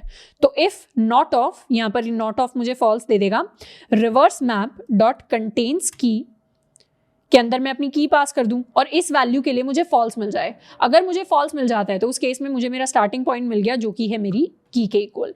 तो ये की को मैंने रिटर्न कर दिया एज माय स्टार्टिंग पॉइंट। और अगर ये नहीं मिलती है, जो कि केस नहीं आएगा, तो उस केस में नल रिटर्न कर दो। पर ये वाला case according to my question की कंडीशंस कभी नहीं आने वाला। तो यही मेरा इकलौता केस होगा जिसमें एक ना एक स्टार्टिंग पॉइंट होगा ही होगा आइटिनरी के अंदर। तो मेन फंक्शन के अंदर मैंने क्या किया, मेन फंक्शन के अंदर सारे के सारे टिकट से मैंने अपना स्टार्टिंग पॉइंट निकाल लिया। अब एक लूप चला लो, जब तक मेरे मैप के अंदर टिकट्स डॉट कंटेन्स की स्टार्टिंग जब तक एग्जिस्ट करता है, तब तक क्या करना है, तब तक एक दो प्रिंट करवा दो अपने स्टार्ट को। स्टार्ट को एक बार प्रिंट करवा दिया तो उसके बाद मुझे स्टार्ट को अपडेट करना है। Start will become my tickets dot get start. 2 जो हो जाएगा स्टार्ट के इक्वल हो जाएगा, और लास्ट में एक और बार प्रिंट करवा देंगे अपने स्टार्ट को। इसको करते हैं एक बार save and now run. Answer मेरा आया है मुंबई, दिल्ली, गोवा, चेन्नई एंड बेंगलुरु। ये वो सेम आंसर है जो मैंने पहले फाइंड आउट किया था। इनफैक्ट इसको सेम लाइन में भी दिखा सकते हैं, यहाँ पर एक एरो ऐड कर देंगे कुछ इस तरीके से, एंड ये मेरा आंसर और थोड़ा सा क्लीन फॉर्म में आ जाएगा। ये सिंगल लाइन में मेरी पूरी की पूरी आइटिनरी मेरे पास आ गई। तो इस तरीके से हम इस सवाल को सॉल्व करते हैं। नेक्स्ट सवाल जिसकी हम बात करेंगे, इसका नाम है sub array sum equal to के। यानी मुझे एक एरे दिया होगा और मुझे उसमें बताना है कि कितने ऐसे सब एरेज हैं जिनका सम के इक्वल आता है। ये सवाल काफी इंपॉर्टेंट है और काफी फेमस सवाल है। ये माइक्रोसॉफ्ट के अंदर आया हुआ है, अमेजॉन इंटरव्यूज के अंदर आया हुआ है, एंड और भी कंपनीज के अंदर आया हुआ है। प्लस जरूरी नहीं है कि ये सवाल इसी फॉर्म में आए। मतलब अभी तो आपसे पूछा गया है sub array sum equal to के, आपको ये भी बोल सकते हैं सब एरे सम इक्वल टू 0, कितने ऐसे सब एरेज हैं। और कुछ कुछ सवालों में तो आपको के की फिक्स्ड वैल्यू दे देंगे, यानी 14 देकर बोल दिया कि कितने सब एरेज हैं जिनका सम 14 के इक्वल है, उसका काउंट बताइए। तो अलग अलग तरीके से हमसे सवाल पूछा जा सकता है। हम जनरल फॉर्म इसकी सॉल्व करेंगे, विच इज फॉर सब एरे सम इक्वल टू के। अब यहाँ पर जैसे मुझे एक एरे दिया हुआ है, इस एरे के अंदर 3 एलिमेंट्स हैं 1, 2 एंड 3, और के की मुझे वैल्यू दे दी है कि के 3 के इक्वल आना चाहिए। तो मुझे रिटर्न करने हैं नंबर ऑफ सब एरेज जिनका सम 3 के इक्वल है। इसका आंसर होगा 2 के इक्वल। पहला सब एरे जिसमें 1 और 2 आए, 1 + 2 is equal to 3, this is equal to K. And एक सब एरे ऐसा होगा जिसमें सिर्फ 3 आ जाए, तो 3 इज ऑलरेडी इक्वल टू के। तो ये वाला सब एरे भी है जिसका सम 3 के इक्वल है, ये वाला सब एरे भी है जिसका सम के इक्वल है। तो ऐसे में मैं रिटर्न कर दूंगी माई आंसर को एज 2। अब सब एरे सम को कैलकुलेट करने के बहुत सारे तरीके हैं। हमने शुरुआत में एरेज एंड एरे लिस्ट वाला चैप्टर पढ़ा था, तो उसके अंदर हमने बहुत सारे तरीके डिस्कवर किए थे। और अभी तक हम हैश मैप पढ़ रहे हैं, तो ऑब्वियसली ये छोटी सी अजम्पशन है मेरी कि एरेज तो आपको आता होगा। एरेज के अंदर हम सब एरे सम पहली बार निकालना सीखते हैं, जिसके अंदर काफी सारे तरीके देखते हैं। सबसे पहला ब्रूट फोर्स वाला तरीका तो यही होता है कि हम नेस्टेड लूप लगा लें। नेस्टेड लूप लगा लें, एक आउटर लूप आ जाए कि मैं यहां से लेकर शुरू करूं, पहले इस एलिमेंट को उठाऊं, फिर इस एलिमेंट को उठाऊं, फिर इस एलिमेंट को उठाऊं, और मैं एक नेस्टेड लूप लगा लूं जिसमें मैं एक लूप में तो अपने सब एरे का स्टार्टिंग पॉइंट ले लूं। जैसे 1 में मान लेते हैं मेरे सब एरे का स्टार्टिंग पॉइंट है, तो 1 से लेकर 2 तक का सम कैलकुलेट कर लो, फिर 1 से लेकर 3 तक का सम कैलकुलेट कर लो, फिर आगे अगर 4 है तो 1 से लेकर 4 तक का सम कैलकुलेट कर लो। बिल्कुल जो इसकी नाइव अप्रोच होगी उसमें मुझे n क्यूब के इक्वल टाइम लगता है। उस अप्रोच को हम डिस्कस नहीं करेंगे, बस मैं आपको बेसिक बता रही हूँ कि ये अप्रोचेस भी एग्जिस्ट करती हैं। इसकी एक और अप्रोच होती है जिसमें हम प्रीफिक्स सम का यूज करते हैं। प्रीफिक्स सम क्या कहता है? प्रीफिक्स सम कहता है कि सब एरे सम कभी भी अगर निकालना है ना, तो प्रीफिक्स सम का मैं आपको बेसिक कॉन्सेप्ट समझा देती हूँ, क्योंकि उस कॉन्सेप्ट को हम थोड़ा सा यूज करने वाले हैं सवाल के अंदर। जैसे अगर 5, 3, -1, 4 इस तरीके से मेरे पास रैंडम नंबर्स हैं मेरे एरे के अंदर, ये मेरा एरे हो गया। क्या मैं कह सकती हूँ अगर ये i = 0 है, i = 1 है, i = 2 है, i = 3 है, या यहाँ पर i को हटा दो, सिर्फ मैं इनके इंडेक्सेस को लिखूँ, तो ये सारे इंडेक्स मैंने लिख दिए हैं। क्या मैं कह सकती हूँ कि अगर मैं i से लेकर किसी रैंडम इंडेक्स i से लेकर इंडेक्स j तक का सम निकालना चाहती हूँ, तो that will be equal to prefix of j minus prefix of i - 1। अभी तक आपने प्रीफिक्स पहले सुना होगा क्योंकि हम इसको कर चुके हैं ऑलरेडी अपने जावा वाले कोर्स में, बट अगर नहीं याद आ रहा तो मैं आपको बता देती हूँ प्रीफिक्स क्या होता है। हम किसी भी एरे के लिए प्रीफिक्स नाम का एक दूसरा एरे बनाते हैं उसी साइज का। जैसे 4 साइज का मेरा एरे था तो उसके लिए मैंने 4 साइज का ही प्रीफिक्स एरे बनाया। अब मैं क्या करूंगी, यहां तक के एलिमेंट्स का सम इस फर्स्ट के अंदर स्टोर कर लूंगी, इन दोनों एलिमेंट्स का सम इस इंडेक्स पे स्टोर कर लूंगी, इन तीनों एलिमेंट्स का सम इस इंडेक्स पे स्टोर कर लूंगी, इन चारों एलिमेंट्स का सम इस लास्ट इंडेक्स पे स्टोर कर लूंगी। अगर यहाँ पे कोई 5वां एलिमेंट भी होता है तो इन 5 का सम इस लास्ट इंडेक्स के ऊपर आता। तो इस तरीके से अगर यहाँ इस इंडेक्स की मैं बात कर रही हूं तो यहां तक का सारा सम इस वाले प्रीफिक्स एरे के इंडेक्स पर स्टोर्ड होगा। जैसे यहां पर फर्स्ट इंडेक्स पर सिर्फ 5 है तो 5 आ जाएगा, 5 और 3 तक का सम यहां पर आएगा, that is equal to 8। 5 3 minus 1 तक का सम यहां पर आएगा which is equal to 7। 5 3 minus 1 4 तक का सम यहां पर आएगा विच इज इक्वल टू 11। तो इस तरीके से सारे के सारे इंडेक्स तक का सम मैं जिस एरे के अंदर स्टोर करती हूं उसको हम प्रीफिक्स एरे कहते हैं। तो बेसिक सा ये लॉजिकल चीज है कि अगर मुझे आई से लेकर जे तक के किसी सब एरे का सम निकालना है, मान लेते हैं ये है मेरा आई, ये है मेरा जे, अगर मुझे यहां से लेकर यहां तक के किसी सबेरे का सम निकालना है तो क्या मैं कह सकती हूं कि ये वाला जो सबेरे है जो प्रीफिक्स के अंदर है, इस जे पर जो ये वैल्यू लिखी हुई है इसमें कौन सा सम है, इसमें है 0 से लेकर जे तक का सम। 0 से लेकर जे तक का सम कहाँ है, जे वाले इंडेक्स में प्रीफिक्स सम में। और आई के अंदर क्या है यहाँ पर, अगर मैं इस प्रीफिक्स वाले आई की बात करूं क्या मैं कह सकती हूं अगर मेरे पास 0 से लेकर जे तक का सम है और मेरे पास 0 से लेकर आई तक का सम है तो इसमें से 0 से लेकर आई तक आई माइनस 1 वाला सम हटा दो, मतलब ये फर्स्ट वाला सम हटा दो तो मेरे पास इतना सम आ जाएगा। इसको मैं दोबारा थोड़ा सा विजुअलाइज कराती हूं कि मेरे पास जे तक का सम तो इतना पूरा सम है, वो कहां पर है, वो यहां पर है। This is my prefix of j जिसके अंदर 0 से लेकर जे तक का सम है और मेरे पास 0 से लेकर आई तक का सम है। तो मैं 0 से लेकर आई तक नहीं, 0 से लेकर आई माइनस 1 तक का सम निकालूं जिसको मैं कह दूंगी माई प्रीफिक्स ऑफ आई माइनस 1। 0 से लेकर आई तक तो यहां तक हो जाएगा, 0 से लेकर आई माइनस 1 यानी ये वाला इंडेक्स। तो मैं 0 से लेकर आई तक का जो सम है उसको अगर हटा दूं तो मेरे पास बचा हुआ सम क्या मिलेगा, मेरे पास बचे हुए सम में होगा आई से लेकर जे तक का सम। बहुत लॉजिकल टर्म्स में मैंने विजुअली भी आपको दिखा दिया है कि क्या मतलब हुआ। अगर मेरे पास कोई सब एरे है जो आई से शुरू होता है, जे वाले इंडेक्स पर खत्म होता है, तो इन दोनों के बीच का सम निकालने का बहुत ही बढ़िया सा तरीका ये है कि प्रीफिक्स सम पहले से ही कैलकुलेट कर लो और उसमें prefix of J minus prefix of I minus 1 क्या हो जाएगा, ये हो जाएगा बीच वाले सारे के सारे एलिमेंट्स का सम जो कि मेरा आंसर होगा फॉर माई सब एरे सम। ये बेसिक फंडा होता है मेरे प्रीफिक्स सम का। अब प्रीफिक्स सम वाली जो अप्रोच है उससे भी अगर मैं सारे सब एरेज का सम निकालूं तो मुझे n स्क्वायर टाइम लगता है। कैसे, मुझे अपने आई और जे तो फिक्स करने पड़ेंगे कि मैं कौन से आई और कौन से जे की बात कर रही हूं। पहले हो सकता है आई ये हो जे ये हो, दोबारा हो सकता है आई ये हो जे ये हो, अगली बारी में हो सकता है आई ये हो और जे ये हो, तो अलग अलग आई एंड जे हो सकते हैं। तो पहले तो मैं लूप लगाऊंगी आई इज इक्वल टू 0 से लेकर n तक एंड सेकंड टाइम में लूप लगाऊंगी j इज इक्वल टू 0 से लेकर n तक, या इसको आप i प्लस 1 भी कर देंगे तब भी ये मेरा n स्क्वायर का लूप रहेगा। तो ये दोनों ही टाइम से बेटर मेरी हैश मैप वाली अप्रोच होती है जिसकी फॉर्म में मैं अपना सब एरे सम निकाल सकती हूँ। ये थोड़ा सा सिमिलर ही होगा प्रीफिक्स सम से बट एग्जैक्टली सेम प्रोसेस नहीं होगा।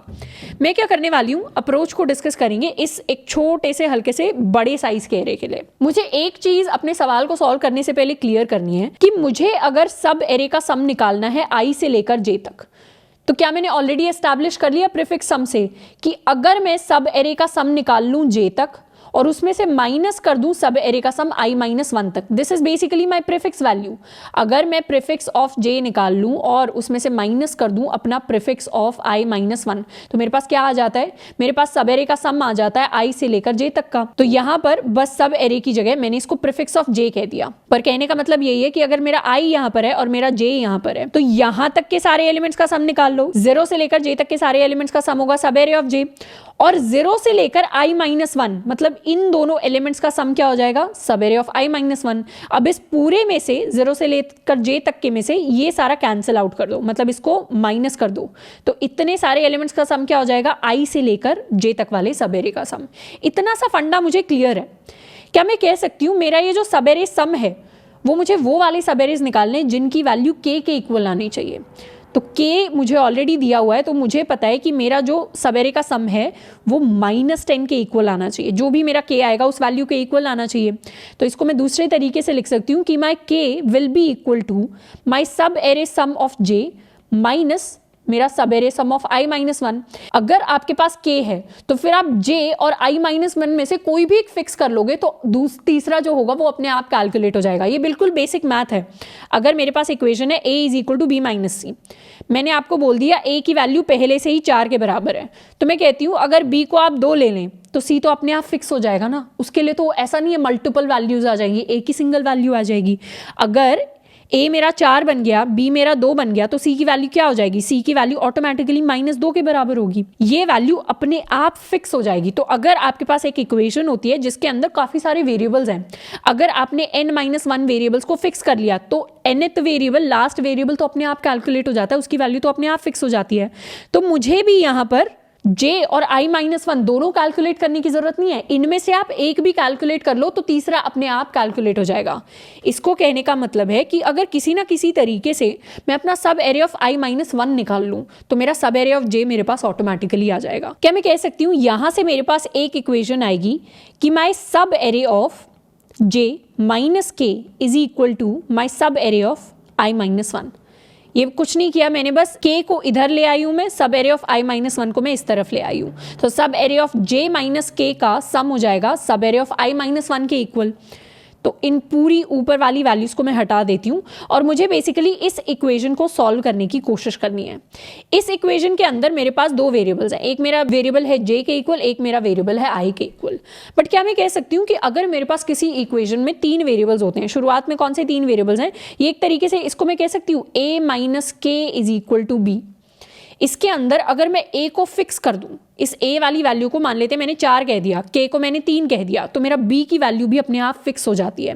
ये क्या हो जाएगी? b की वैल्यू ऑटोमेटिकली 1 के इक्वल फिक्स हो जाएगी। ये बेसिक मैथ मैंने आपको करके दिखाया है कि अगर किसी भी इक्वेशन के अंदर 3 वेरिएबल्स होते हैं जिनमें से 2 मैंने फिक्स कर दिए तो तीसरा तो अपने आप ही फिक्स हो जाएगा ना, उसके लिए और कोई तरीका ही नहीं है। तीसरे के b की वैल्यू हमेशा 1 ही आ सकती है अगर मैथ के रूल फॉलो हो रहे हैं तो मैथ के रूल कोडिंग के अंदर भी फॉलो होते हैं।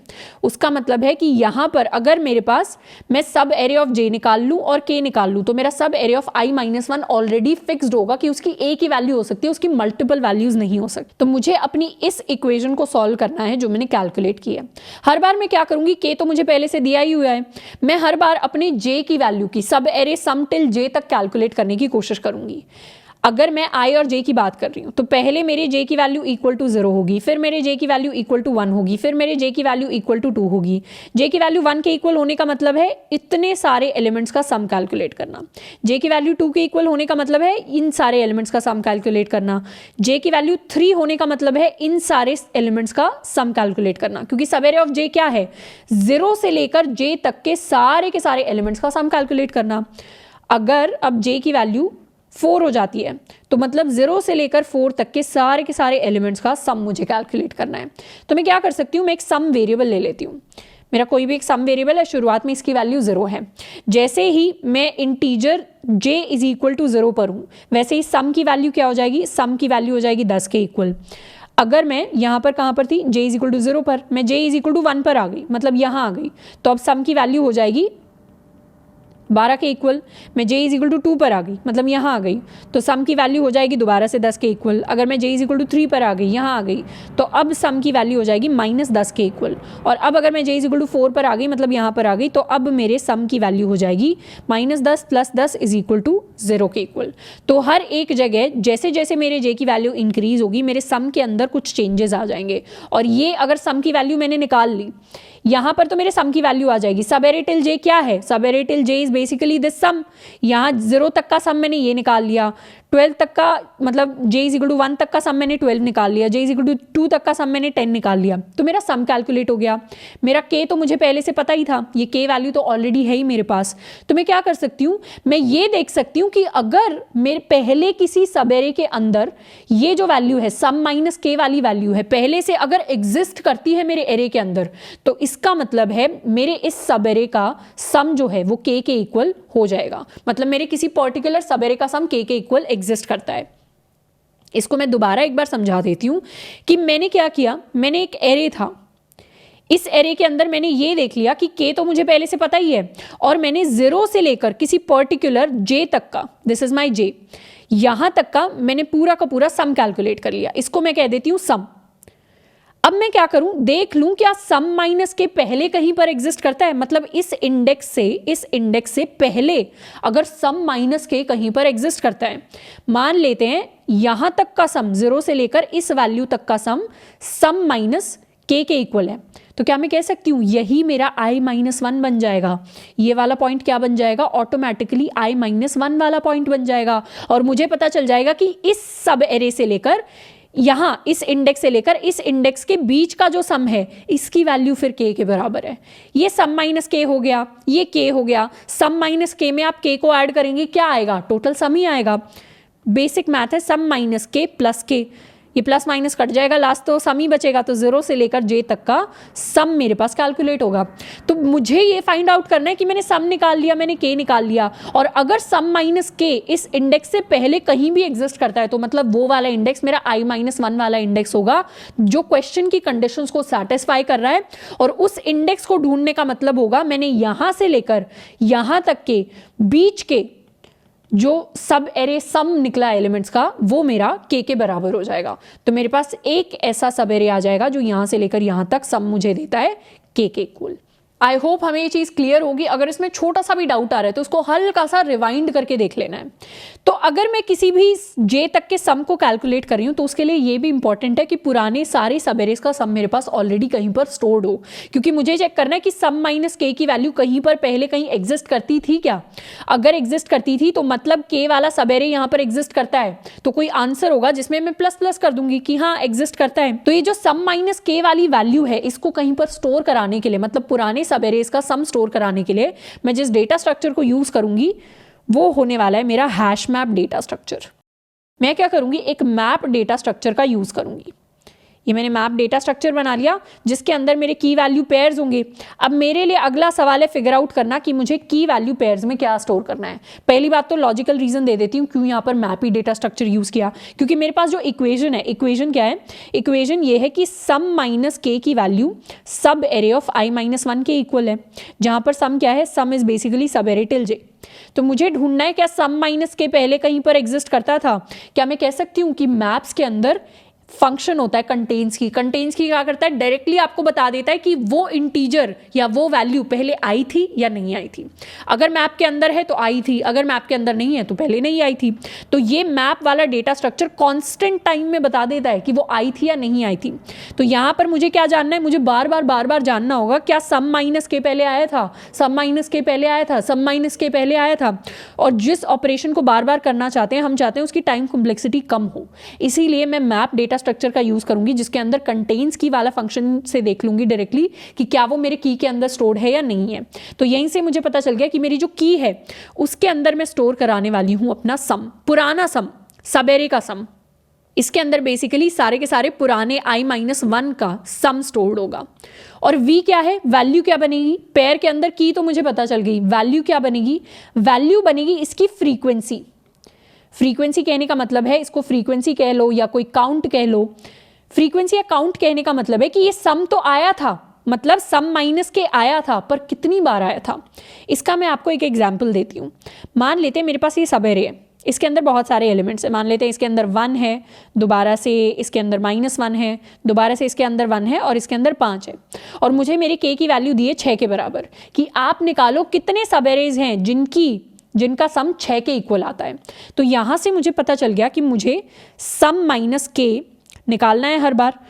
और अगर लॉजिकली देखें तो कितने सब एरेज हैं जिनका सम k के इक्वल आता है, मतलब 6 के इक्वल आता है। एक सब एरे तो बन गया ये, मतलब जिसमें 1 और 5 आ गया, तो ये मेरा पहला सब एरे बन गया। दूसरा सब एरे बन गया ये पूरा का पूरा सब एरे, जिसके अंदर 1 -1 0 हो जाएगा, 1 + 5 6 हो जाएगा। तो 2 सब एरेज, आंसर इसका 2 के बराबर होगा, answer will be equal to 2। मतलब एक तो ये सब एरे एग्जिस्ट करता है और एक ये सब एरे एग्जिस्ट करता है। तो इसको कैलकुलेट करने के लिए अगर मैं फ्रीक्वेंसी स्टोर करवाऊं, मान लेते हैं मैं यहाँ पर आ गई, j = 0 के लिए मैंने कैलकुलेट किया, मेरा जो सम आया 1 के इक्वल आया। ये j इज इक्वल टू 0 के लिए आया, j इज इक्वल टू 1 के लिए सम मेरा 0 के इक्वल आया 1 minus 1, j is equal to 2 के लिए सम किसके इक्वल आया 1 माइनस 1 प्लस 1, 1 के equal, j is equal to 3 के लिए सम किसके इक्वल आया 1 minus 1 1 5, this value is equal to 6। अब मुझे ये नहीं देखना कि अभी मेरा सम 6 के इक्वल है क्या, मुझे सम को k के इक्वल नहीं प्रूव करना, मुझे क्या निकालना है, मुझे सम माइनस k की वैल्यू निकालनी है। सम माइनस k क्या हो जाएगा, सम यहां पर है 6 के equal, this is equal to 6, k value क्या है, k है 6 के इक्वल, तो ये सम माइनस k की वैल्यू मेरी 0 के इक्वल हो जाएगी। तो मुझे बेसिकली सर्च करना है कि 0 पहले कितनी बार आया है, 0 यहाँ पर तो एक बार ही आया है, उसके अलावा बाय डिफॉल्ट इस सवाल को सॉल्व करने के लिए हम शुरुआत में ही क्या करते हैं, सम को एज 0 एंड उसकी फ्रीक्वेंसी को एज 1 ऐड कर देते हैं। क्यों, क्योंकि अगर जो मेरा सम 0 है वो ऑलरेडी एक सबेरे में तो आएगा ही, कौन से सबेरे में, मेरे खाली सबेरे में, जो मेरा एम्प्टी सबेरे होता है उसका सम ऑलरेडी मेरे पास 0 के इक्वल होता है। और खाली सबेरे कितनी बार आ सकते हैं, खाली सबेरे तो एक ही होता है जो खाली होता है जिसके अंदर कोई एलिमेंट नहीं है, तो वो मेरा एक बार आएगा। तो इसको हम बाय डिफॉल्ट पहले से ही 0 और 1 को ऐड करते हैं कि 0 सम मेरा ऑलरेडी एक सबेरे के अंदर आ चुका है विच इज माय एम्प्टी सबेरे। तो अगर मैं एक एम्प्टी सबेरे काउंट कर लूं और एक ये वाला सबेरे काउंट कर लूं जो j इज इक्वल टू 1 पर है, तो क्या मैं कह सकती हूं एक ये सबेरे हो जाएगा, एक ये सबेरे हो जाएगा। तो कितनी बार सम माइनस k वाली वैल्यू मेरे पास आई, एक बार यहां पर आई इस सबेरे के लिए, एक बार यहां पर आई इस सबेरे के लिए, तो ये एक बार आई, ये 2 बार आई, मतलब मेरा आंसर जो है वो हो जाएगा 2 के इक्वल। यहाँ पर क्या पता चला मुझे, आंसर मेरा उतने के ही इक्वल होगा जितनी बार मेरे सम माइनस k की वैल्यू आएगी। सम माइनस k यानी 0 एक बार यहाँ पर आया, एक बार यहाँ पर आया, तो आंसर भी मेरा 2 के इक्वल हो जाएगा। और मैंने आपको दिखाई दिया आंसर कितनी बार 2 के इक्वल होगा, एक तो आंसर होगा। अब मतलब भी समझ लेते हैं आंसर का मतलब क्या होगा। एक तो मैं आपको कह रही हूं कि आंसर एक इसको मिलाकर होगा, सम माइनस k की वैल्यू अगर 0 आई है तो एक ये वाली जो वैल्यू है ये मुझे 0 दे रही है। इस वैल्यू के 0 देने का मतलब है कि ये क्या है, ये खाली सब एरे है। अगर मैं इस पूरे के पूरे 0 से लेकर j तक में, मैं यहाँ पर लास्ट एरे में हूँ जहाँ पर j की वैल्यू 3 के इक्वल है, अगर मैं 3 पर खड़ी हूँ और 3 में से मैं खाली सब एरे को माइनस कर दूँ, तो पूरे एरे में से खाली सब एरे को माइनस करने का मतलब है पूरा का पूरा ही एरे, और पूरे एरे का सम क्या है, पूरे एरे का सम 6 है, 6 इज इक्वल टू k। तो ये मेरा फर्स्ट आंसर है। सेकेंड आंसर है j इज इक्वल टू 1 के लिए, j इज इक्वल टू 1 आता है मेरा यहाँ पर, this is my j is equal to 1। अगर मैं यहाँ तक की सारी वैल्यूज को माइनस कर दूँ, हटा दूँ, तो मेरे पास इतना सबेरे बच जाएगा जिसमें 1 and 5 आता है। 1 and 5 का सम क्या होगा, 6 के equal, 6 is equal to k। तो मतलब इतना सबेरे मैंने हटा दिया और इतना सबेरे मैंने हटा दिया, दोनों ही केसेस में मेरे सम की वैल्यू k के इक्वल आ जाएगी, और मेरे सबेरे सम की वैल्यू k के इक्वल आ गई, तो मुझे उतने ही सबेरे को प्रिंट करना है। तो एक आंसर यहाँ से आएगा, एक आंसर यहाँ से आएगा। इसीलिए इस फ्रीक्वेंसी को स्टोर करवाना इंपॉर्टेंट है, क्योंकि ये काउंट करता है कि वो सबेरे सम आया तो, पर कितनी बार आया, क्योंकि जितनी बार आया उतने ही मेरे आंसर्स होंगे, जितनी बार आया उतनी ही वैल्यू मुझे आंसर के अंदर ऐड करनी है, because that is important for me. तो अब मैं आपको एक बार ड्राई रन करके दिखा देती हूँ कि इस सवाल को फाइनली मुझे सॉल्व कैसे करना है। सवाल को सॉल्व करने के लिए सबसे पहले तो क्या करेंगे, सबसे पहले एक हैश मैप बना लेंगे। हैश मैप के अंदर एक मैं इंटीजर के पेयर को स्टोर करवाने वाली हूँ। एक इंटीजर के अंदर मैं सम स्टोर करवाऊंगी जो मेरी की बनेगी, और दूसरे इंटीजर के अंदर मैं उनकी फ्रीक्वेंसी या काउंट को स्टोर करवाऊंगी। अब शुरुआत में ही बाय डिफॉल्ट मैप के अंदर हम ऐड कर देते हैं 0 और 1 को, तो यहाँ 0 आ जाएगा या 1 आ जाएगा। ये किस लिए आया, ये एम्प्टी सब एरे के लिए आया, this is for my empty सब एरे। अब सेकंड स्टेप पर आ जाते हैं। पहला स्टेप हो गया अपना डेटा स्ट्रक्चर क्रिएट कर लो, ये मैंने यहाँ पर क्रिएट कर लिया। दूसरा स्टेप है एक एक करके j पर जाओ, मतलब j के लिए लूप चला दो। इसको हम कुछ यहाँ पर ले आते हैं, या इनफैक्ट यहाँ पर ले आते हैं। अब मैं क्या करूँगी, एक एक करके j पर जाऊँगी। j की वैल्यू शुरुआत में 0 है, यहाँ पर एक सम भी ले लूँगी, सम की वैल्यू हो गई है यहाँ पर 10 के इक्वल, और एक आंसर वेरिएबल ले लेती हूँ जो मेरे आंसर को स्टोर करवाएगा। j की वैल्यू 0 है, सम की वैल्यू 10 के इक्वल हो गई है। सम माइनस k क्या हो जाएगा, sum minus k is equal to 10 minus 10, मतलब ये वैल्यू यहाँ पर अगर -10 आ जाए तो ये वैल्यू हो गई 10 + 10 यानी 20 के इक्वल। क्या 20 पहले से एग्जिस्ट करता है मेरे सबेरे के अंदर, कहीं भी एग्जिस्ट नहीं करता। तो उस केस में क्या करूँ, उस केस में कुछ नहीं करना, उस केस में सिंपली अपने सम और इसकी फ्रीक्वेंसी को ऐड करवा देंगे। सम यहाँ पर आया 10 के इक्वल, तो 10 को ऐड करवा दिया। फ्रीक्वेंसी क्या हो गई, इसकी फ्रीक्वेंसी हो गई 1, क्योंकि ये जो सम है ये पहली बार आ रहा है। तो मैं एक लूप चला रही हूँ j इज इक्वल टू 0 से लेकर n तक, और हर बार क्या कर रही हूँ, हर बार चेक कर लो कि क्या सम माइनस k एग्जिस्ट करता है, कहाँ पर, एग्जिस्ट इन मैप। ये मेरा मैप है, उसमें अगर की सम माइनस के एग्जिस्ट करती है तो उस केस में आंसर में क्या करना है, आंसर में प्लस इक्वल टू कर देंगे map dot get sum minus k. Sum minus के की जो भी फ्रीक्वेंसी होगी वो मेरे आंसर के अंदर आकर ऐड हो जाएगी। This is plus equal to. और बाकी सारे केसेस में क्या करना है, यहां पर ये मैं फर्स्ट स्टेप को थोड़ा सा हटा देती हूं। तो अगर एग्जिस्ट करता है तो आंसर के अंदर ऐड कर दो। बाकी टाइम में क्या होगा, बाकी टाइम में सम को भी मुझे अपने मैप के अंदर ऐड करना है। तो ऐड करने के लिए पहले तो ये चेक कर लो क्या ये सम ऑलरेडी मैप के अंदर एग्जिस्ट करता है। अगर सम मैप के अंदर एग्जिस्ट करता है, इसका मैं डायरेक्टली कोड लिखूंगी, अभी बस सूडो कोड बता रही हूँ क्योंकि बहुत आसान कोड होने वाला है। अगर सम मैप के अंदर ऑलरेडी एग्जिस्ट करता है तो क्या करो, उसकी फ्रीक्वेंसी के अंदर इंक्रीज कर दो +1। और अगर मैप के अंदर एग्जिस्ट नहीं करता, डजंट एग्जिस्ट, तो उसकी फ्रीक्वेंसी हो जाएगी 1 के इक्वल।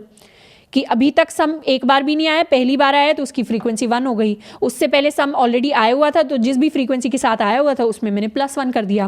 तो ये सिंपल सा कोड होने वाला है। अब इसको ड्राई रन करके देखते हैं कि पहली बार में जे की वैल्यू 0 है, सम की वैल्यू 10 है, तो 10 माइनस के यानी +10 इज इक्वल टू 20 पहले से एग्जिस्ट करता है क्या? नहीं करता। नहीं करता तो ये वाले इफ में मेरे पास फॉल्स हो जाएगा और ये वाली लाइन कभी रन ही नहीं करेगी। उसके बाद में क्या करूंगी, सम के लिए देखूंगी पहले से एग्जिस्ट करता है या नहीं करता। नहीं करता था 10, तो मैंने इसको ऐड कर दिया विद अ फ्रीक्वेंसी ऑफ 1। अब मैं जे की वैल्यू को इंक्रीज कर दूंगी।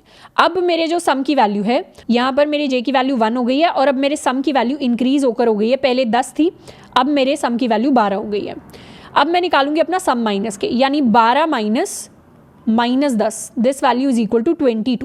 क्या 22 मेरे मैप के अंदर एग्जिस्ट करता है? 22 मैप के अंदर एग्जिस्ट नहीं करता, तो ये वाली लाइन रन नहीं करेगी। फिर मैं देख लूंगी मेरा जो सम 12 है ये पहले से मैप के अंदर एग्जिस्ट करता है क्या? ये भी एग्जिस्ट नहीं करता, तो इसको ऐड कर दो विद द फ्रीक्वेंसी ऑफ 1।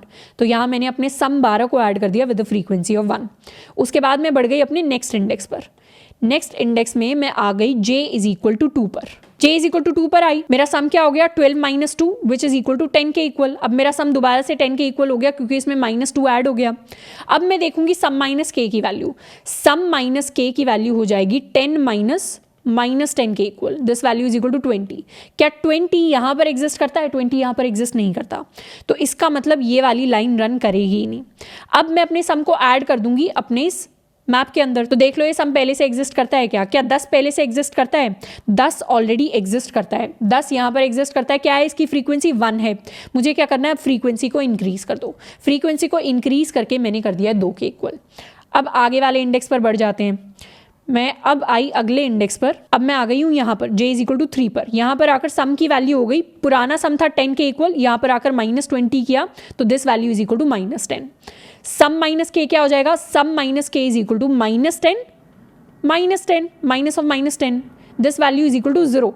मतलब सम माइनस के की वैल्यू -10 -10, ये -10 + 10 बन जाएगा, कट के 0 वैल्यू आ जाएगी। मुझे देखना है 0 एग्जिस्ट करता है क्या। इफ में चेक करेंगे 0 है क्या? 0 ऑलरेडी एग्जिस्ट करता है। 0 कितनी बार एग्जिस्ट करता है? 1 बार एग्जिस्ट करता है। तो आंसर में इसकी फ्रीक्वेंसी को यानी 1 को ऐड कर दो, तो आंसर मेरा हो जाएगा 1 के इक्वल। यानी एक सबेरे एग्जिस्ट करता है अभी तक जिसका सम 1 के इक्वल है। अगर मैं यहाँ पर खड़ी हूँ और मैंने क्या निकाला? मैंने निकाला एम्प्टी सबेरे है वो जिसको मुझे घटाना है। अगर इतने सबेरे में से एम्प्टी सबेरे को घटा दिया मतलब टोटल सबेरे ही आ गया, तो इतने सबेरे का सम क्या है? दिस इज 10 + 2 12 -2 माइनस ये 10 के इक्वल हो गया, -20 दैट इज इक्वल टू -10। इस पूरे के पूरे सबेरे का जो सम है वो -10 के इक्वल है। यानी पूरा 0 से लेकर j इज इक्वल टू 3 तक का जो सबेरे है इसका सम k के इक्वल आ रहा है। तो मेरे पास एक सबेरे मुझे ऐसा मिल गया आंसर में। अब आगे बढ़ते हैं, अगले वाले इंडेक्स पर आते हैं। यहाँ पर अभी सम की वैल्यू थी 10 के इक्वल, इसको ले आते हैं यहाँ पर। अब मेरे j की वैल्यू 4 के इक्वल हो गई है, मतलब मैं इस इंडेक्स पर खड़ी हूँ। इस इंडेक्स पर खड़ी हूँ तो यहाँ पर सम क्या हो जाएगा? शुरुआत में सम की वैल्यू थी -10 के इक्वल, इस -10 में मैं +10 भी कर दूँ, this value is equal to 0। मेरा सम अब हो गया है 0 के इक्वल। सम माइनस k की वैल्यू क्या है? This is equal to 0 minus -10, ये वैल्यू हो जाएगी 10 के इक्वल। अब मुझे ढूंढना है क्या 10 एग्जिस्ट करता है सब एरे में। ये इफ चेक करेगा कि यहाँ पर 10 एग्जिस्ट करता है क्या? 10 एग्जिस्ट करता है। कितनी बार एग्जिस्ट करता है? 2 बार एग्जिस्ट करता है। तो आंसर के अंदर इस 2 को ऐड कर दो। आंसर में जब मैंने 2 को ऐड कर दिया तो 1 + 2 3 के इक्वल हो गया। मेरा आंसर हो गया 3 के इक्वल। और उसके बाद क्या करो? उसके बाद देख लो क्या ये मेरा सम एग्जिस्ट करता है मैप में या नहीं करता। मेरा सम 0 ऑलरेडी मैप के अंदर एग्जिस्ट करता है, तो सिर्फ मुझे उसकी फ्रीक्वेंसी बढ़ानी है, तो यहाँ पर मेरी फ्रीक्वेंसी बढ़कर हो जाएगी 2 के इक्वल और मेरा लूप पूरा का पूरा खत्म हो गया। तो ये मेरा सूडो कोड है जिसकी हेल्प से मैंने पूरा का पूरा अपना आंसर फाइंड आउट कर लिया है। मेरे इस सवाल के लिए जो आंसर प्रिंट होना चाहिए that should be equal to 3। अब ये फर्स्ट वाला तो सब एरे देख लिया था मैंने जिसका सम के इक्वल आ रहा था। बाकी के कौन से 2 सब एरेज हैं? दूसरा सब एरे तो ये वाला सब एरे है जिसमें से बेसिकली मैंने 10 वाले सम को माइनस कर दिया है। इस वाले एरे सब एरे का सम 10 था, इसको मैंने माइनस कर दिया, मेरा ये वाला सब एरे बच गया। इसमें 2 - 2 0 के इक्वल है, -20 + 10 -10 के इक्वल है, तो इसका सम के इक्वल आ गया। दूसरा कौन सा सब एरे है जिसका सम 10 है जिसको मुझे माइनस करना है? ये 10, 2 और -2, इसको अगर मैंने हटा दिया तो इतने सब एरे का सम भी के इक्वल है, यानी -20 + 10, this value is equal to -10 which is equal to my k. तो 3 ऐसे सब एरेज निकले जिनका सम -10 के इक्वल है। कौन कौन से सब एरेज हैं वो मैं आपको दिखा देती हूँ क्लैरिटी के लिए।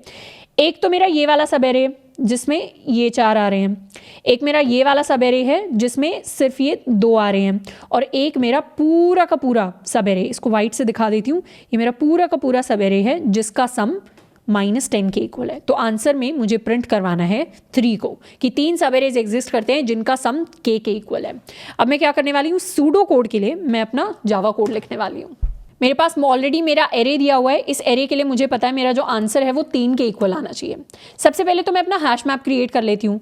हैश मैप के अंदर मैं इंटीजर और इंटीजर का पेयर स्टोर करवाऊंगी, इसको नाम दे देते हैं map is equal to new hash map. अब मुझे पता है हैश मैप के अंदर एक तो स्टोर होने वाला है मेरा सम, दूसरा स्टोर होगी उस सम के लिए उसकी फ्रीक्वेंसी।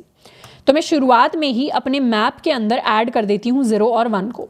इसका मतलब है एक एम्प्टी सब एरे है जिसका मैंने सम स्टोर करवा दिया 0, एंड जो कितनी बार आया है, एम्प्टी सब एरे एक बार आया है तो उसकी वैल्यू को मैंने स्टोर करवा दिया एज 1।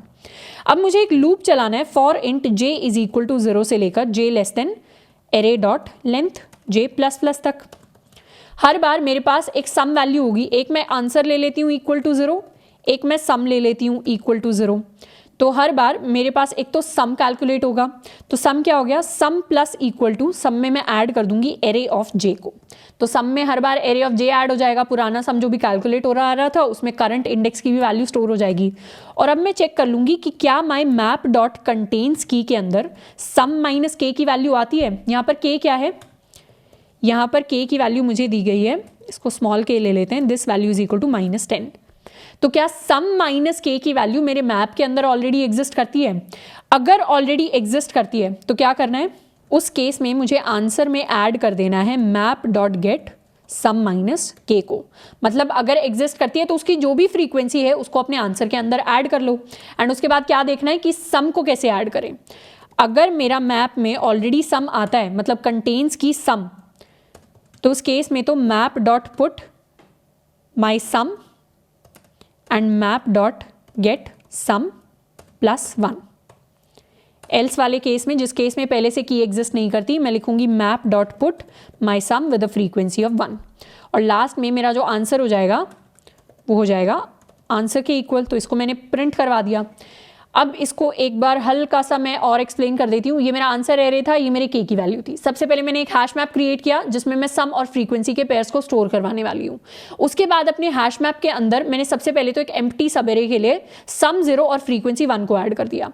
मैंने 2 वेरिएबल्स ले लिए, आंसर एंड सम, जिनको इनिशियलाइज किया है 0 के साथ। फिर मैंने एक लूप चला दिया सारे के सारे जेस के लिए 0 से लेकर n तक। हर बार सम कैलकुलेट किया, अगर मैप के अंदर सम माइनस के पहले से एग्जिस्ट करता है तो आंसर में मैंने उसकी फ्रीक्वेंसी को ऐड कर दिया। फिर देख लिया सम पहले से एग्जिस्ट करता है तो उसकी फ्रीक्वेंसी को इंक्रीज कर दो, अगर नहीं करता तो नया पेयर क्रिएट कर दो with a frequency of 1, and last में मैंने प्रिंट करवा दिया अपने आंसर को। अब इसको कर लेते हैं सेव, एंड इसको अब हम रन करके देखने वाले हैं कि मेरे लिए आउटपुट क्या आता है। मेरे लिए आउटपुट आया मेरे पास 3 के इक्वल, तो 3 मेरे पास आ गया है। अब एक बार छोटा सा मैं क्लैरिफिकेशन कर देती हूँ। यहाँ पर ये जो हमने आंसर 3 देखा था, इसमें कौन से 3 सबेरेज आने वाले थे आंसर के अंदर? एक तो मेरा ये वाला सबेरे था, दिस वाज माय सबेरे 1, जिसमें -20 एंड 10 का जो आंसर था वो -10 के इक्वल था। दूसरा सबेरे था मेरा ये वाला सबेरे, जिसमें 2 - 2 0 के इक्वल था, और यहाँ पर ये -10, तो टोटल आंसर भी मेरा -10 के इक्वल था। और तीसरा सबेरे जिसके अंदर मुझे टोटल में -10 मिल रहा था,